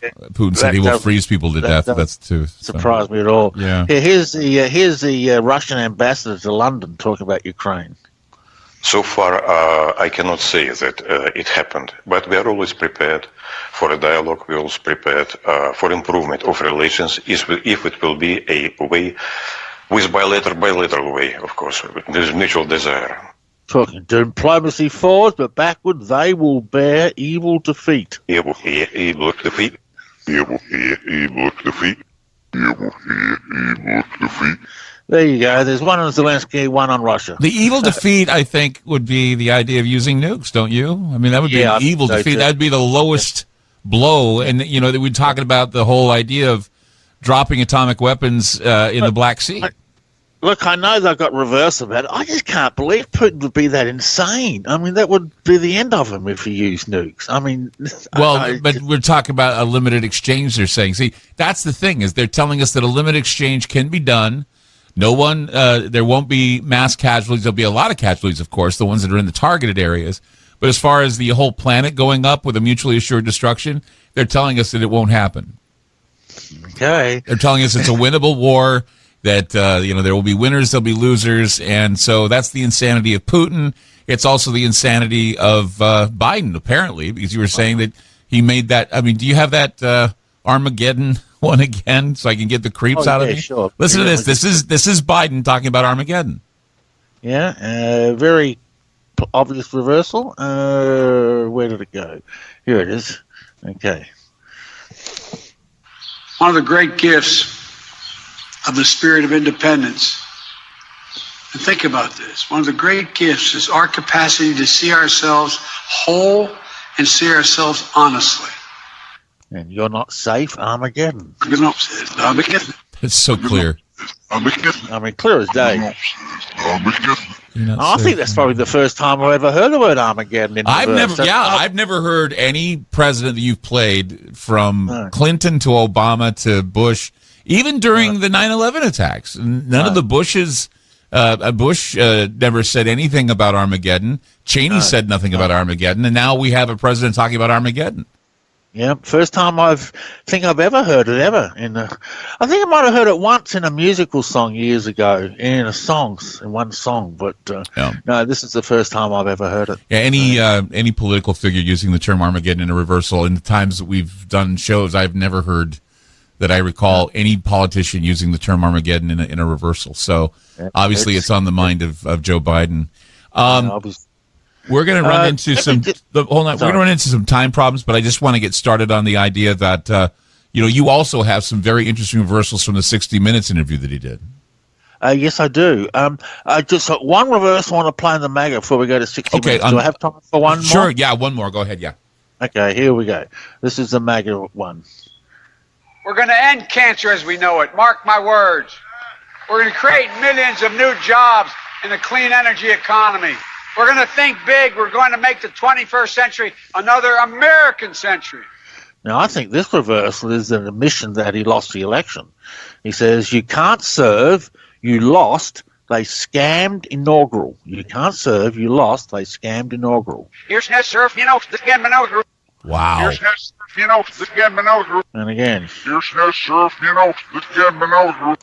Is that an admission he lost the election? I think it is. You can't serve. Do that again. What is it? You can't serve. You can't serve, you lost, they scammed inaugural. Do it again. In other words, he can't serve as president. He lost the election, and the inauguration was a scam. Here's no surf, you know, the scam inaugural. Here's no surf, you know, the scam inaugural. Here's no surf, you know, the scam inaugural. Wow. Got that one? Wow. That's what's deep inside his subconscious mind, his unconscious mind. He probably deep down knows that, you know, something was done. Levers were pushed to make things happen like this. It's amazing that's deep within his unconscious mind. That's exactly how I interpret that reversal. I was stunned when I found it. Like, oh my God. Wow. Okay. Yeah. Well, all right. So 503-225-0860. That's 503-225-0860. Tonight on the show is David John Oates. We're going to be back with more Ground Zero and more of your phone calls coming up, so don't go away.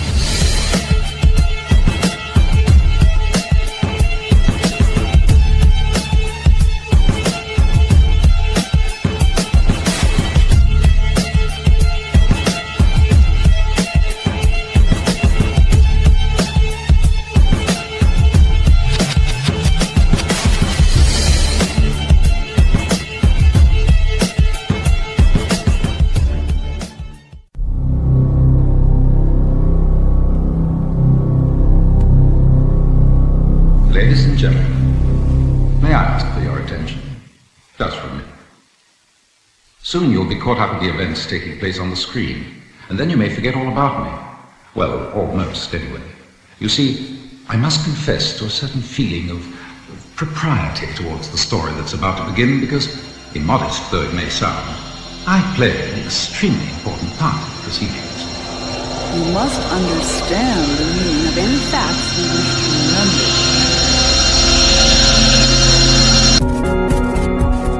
This is not normal. We had individuals view a videotape of a bank robbery, and then some people described it. This is not normal.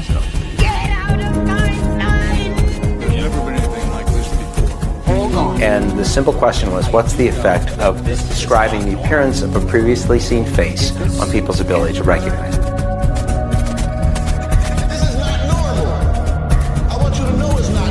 Pause for a moment. Pause for a moment.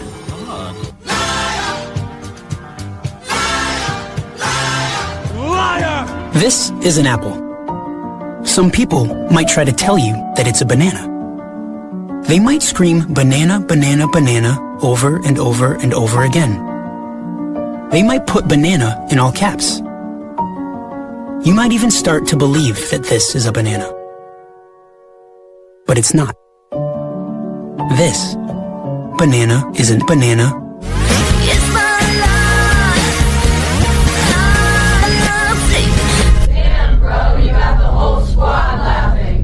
This banana isn't banana. Damn, bro, you got the whole squad laughing. Damn, bro, you got the whole squad laughing. Damn, bro, you got the whole squad laughing.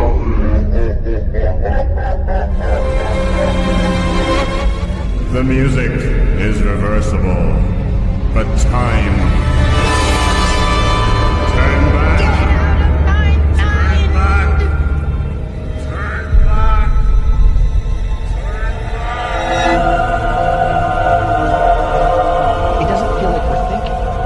It doesn't feel like we're thinking. It doesn't feel like we're thinking. It doesn't feel like we're thinking. I forgot.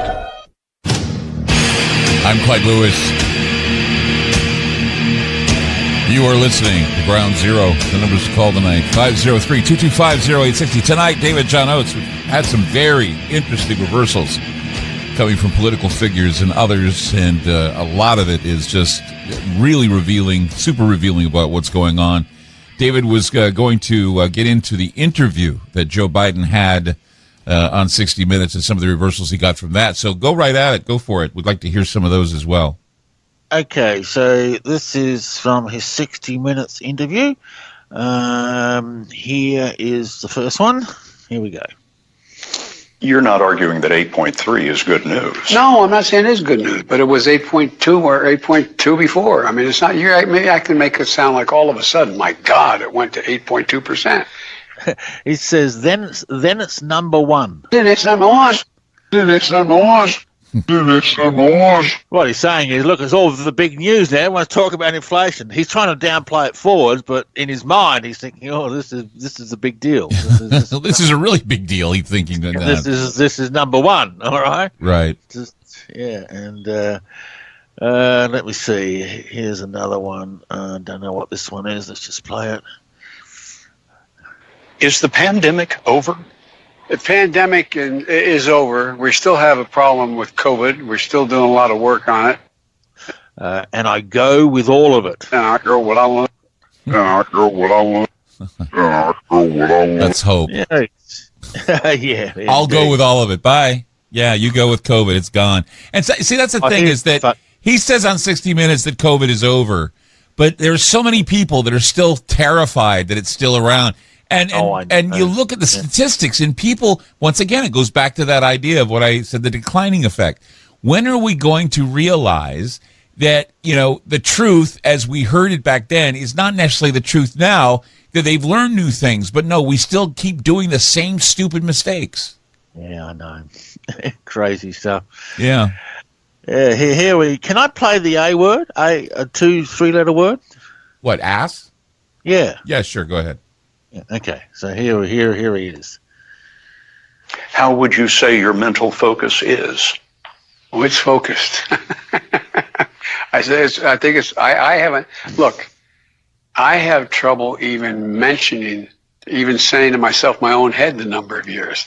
And he says, I'm an ass. I'm an ass. I'm an ass. I'm an ass. Thought you get a laugh out of that one. I'm an ass. Well, of course. I was hoping I could play it. Yeah, well, good. Yeah, it just says it all right there, I think. I mean, look, say what you will about Trump, say what you will about anybody else. All these politicians are ass clowns. They're just clowns, and they've been clowns forever.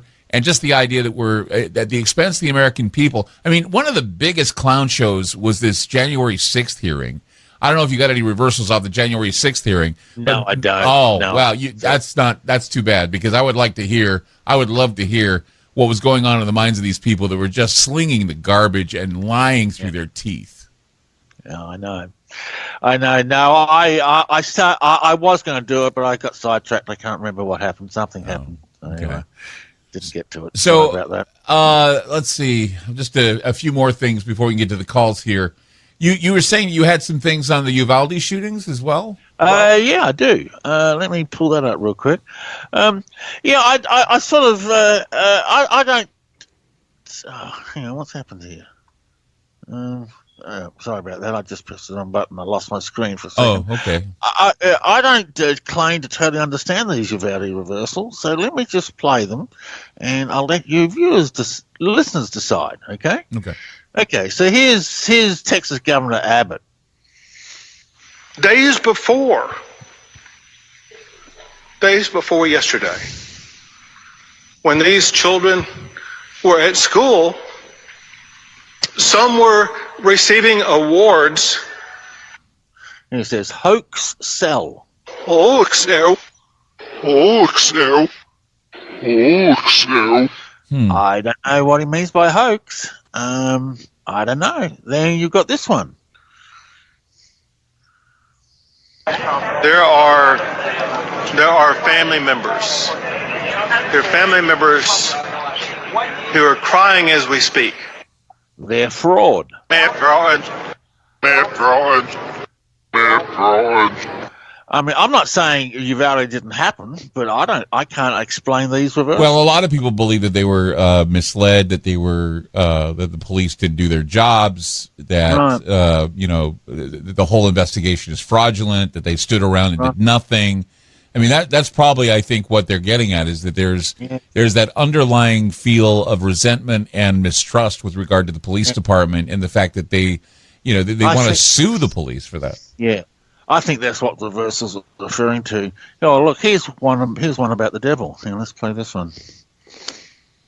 We all understand our work is not done. Our work must continue. And we will continue to discuss with legislators about all the potential avenues and pathways that we can take to make sure that schools will be even safer going forward. And here he says, yes, the devil deal sex. Yes, the devil deal sex. Yes, the devil deal sex. Yes, the devil deal sex.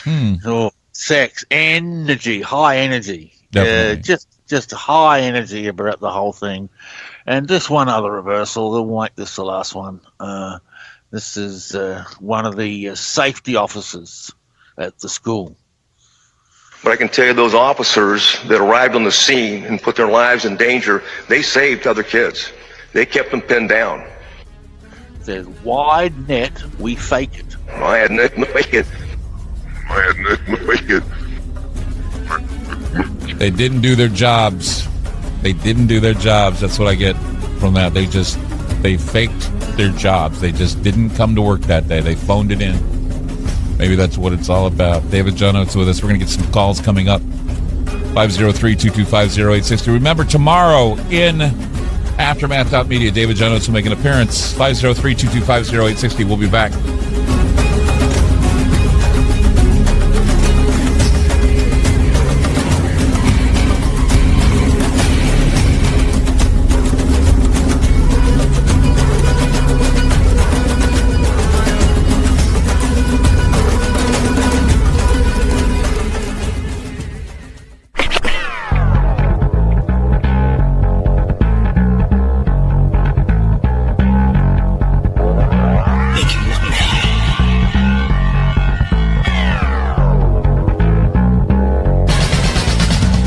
Got a lot of questions tonight for David John Oates right here on Ground Zero. The number's to call 503-225-0860. We got Dion calling in from Utah. Hi, Dion. You're on with David John Oates in Ground Zero. Go ahead.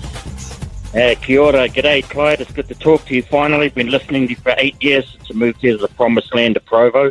And I've got a quick question for your guest there, mate. Okay. Yes. Okay, I remember... Oh, sorry. Back in the 80s when I was messing around with the stereo tape deck or my portable... boombox and jammed up a cassette tape in there. I recorded the phrase because I took advantage of that opportunity when it jammed up. So I recorded the phrase from that Queen song, "Another One Bites the Dust." And it's true when you play your voice backwards, it says "Start to smoke marijuana." And I heard my own voice played backwards.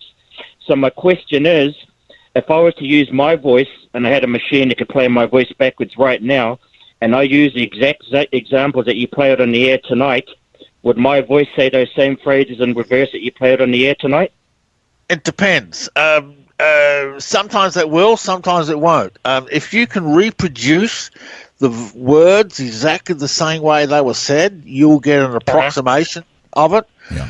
But generally, the general rule of thumb is two people saying the same sentence can get two completely different reversals. A lot of it has to do with emotional response as well. I mean, and if you listen to that segment on that Queen song, he's speaking it in a way that's different. So you say, start to smoke marijuana?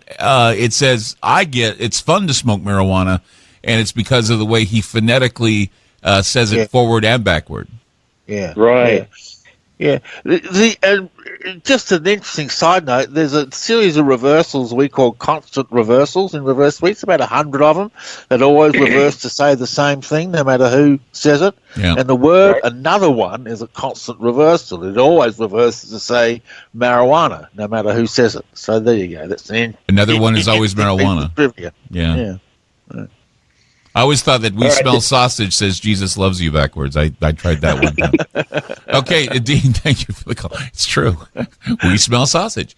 Let's go to Brendan in Indiana. Hey, Brendan, you're on Ground Zero. Hey. Go ahead. You're on the air. How are you guys? Good. So I was wondering, how deep do you think this thing's roots really go? I mean, you look back to the CIA, the MK Ultra programs, and there's a good chance they know about this already, and they might be using it. Insofar as earlier you were talking about the masturbation, kind of subliminal messaging, and the sexual subliminal messaging. I was wondering, do you think this is a purposeful thing? Or David David has, believe it or not, David was investigated. Was it by the CIA because you played a reversal that revealed where the Gulf War would begin?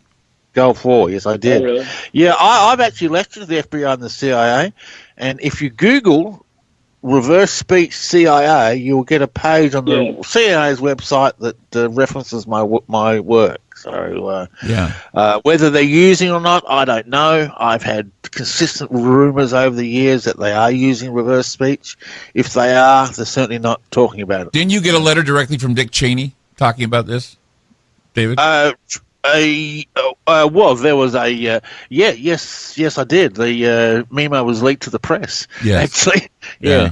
Because was it Send the Seahawk Up that got you into hot water, or was it Simone in the Sand? Simone in the Sands. Yeah, that was hot water. Yeah, if you go through the history, Brendan, of what happened with David, he did some reversals that he played. One was talking about sending the Seahawk up, which of course the Seahawk was a battleship, from what I understand. And then it said Simone in the Sand was another reversal from Bush.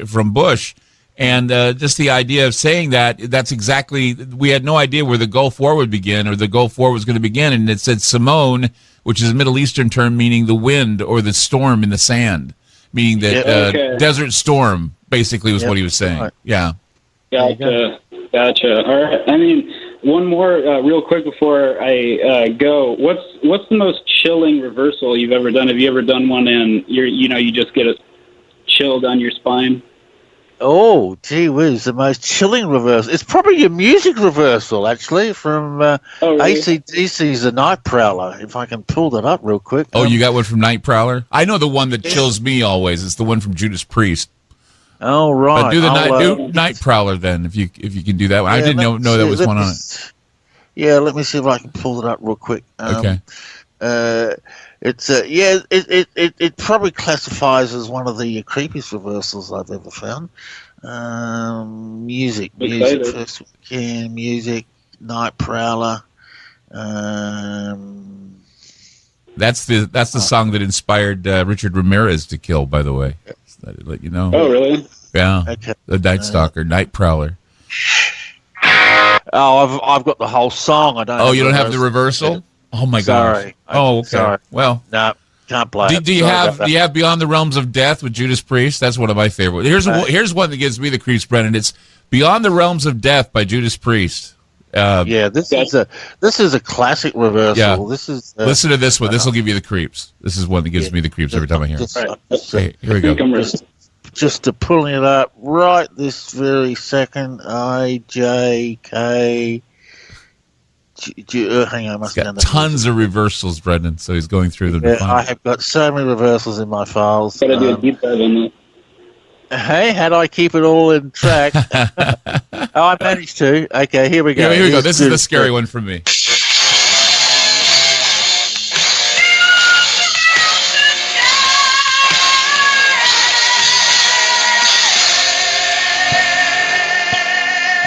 So that was a forwards. He's singing Beyond the Realms of Death forwards, and backwards it's I Took My Life, long and drawn out.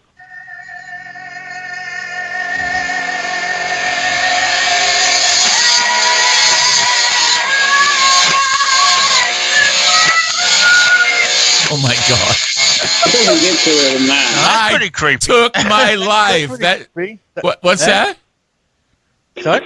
It doesn't get clearer than that. Oh, are we talking? Sorry. Judas Priest. It was Beyond the Realms of Death.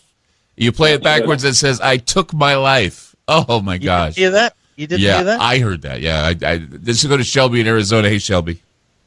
Hey guys, previous people talked about who the Antichrist could be, and they say Charles, and I know Clyde. You believe it's Prince William. The Antichrist. I was wondering if Yeah, and I was wondering if you got anything on Prince William, and I'm ready for you guys tonight. Anybody, any Antichrist types of reversals for Prince William or Prince Charles? No, I have nothing on Prince William at all. Nothing. He doesn't speak that much.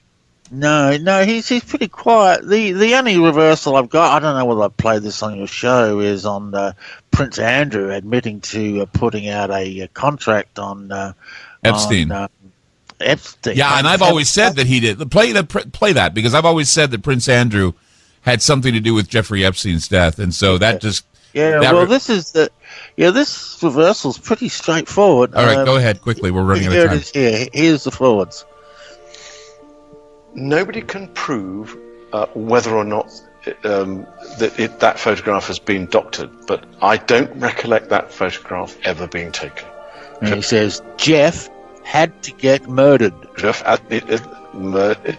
Yeah. Jeff had murdered. It's creepy. I've always felt that Andrew, or at least the MI6 or somebody had to go in and take out Jeffrey Epstein because of his... I agree. Anyway, tomorrow, 2 p.m., be there at aftermath.media. David will be there in the webinar. You're not going to want to miss this. It's going to be a great way to get your introduction to reverse speech. Once again, if they want to go to your website, David, where do they go?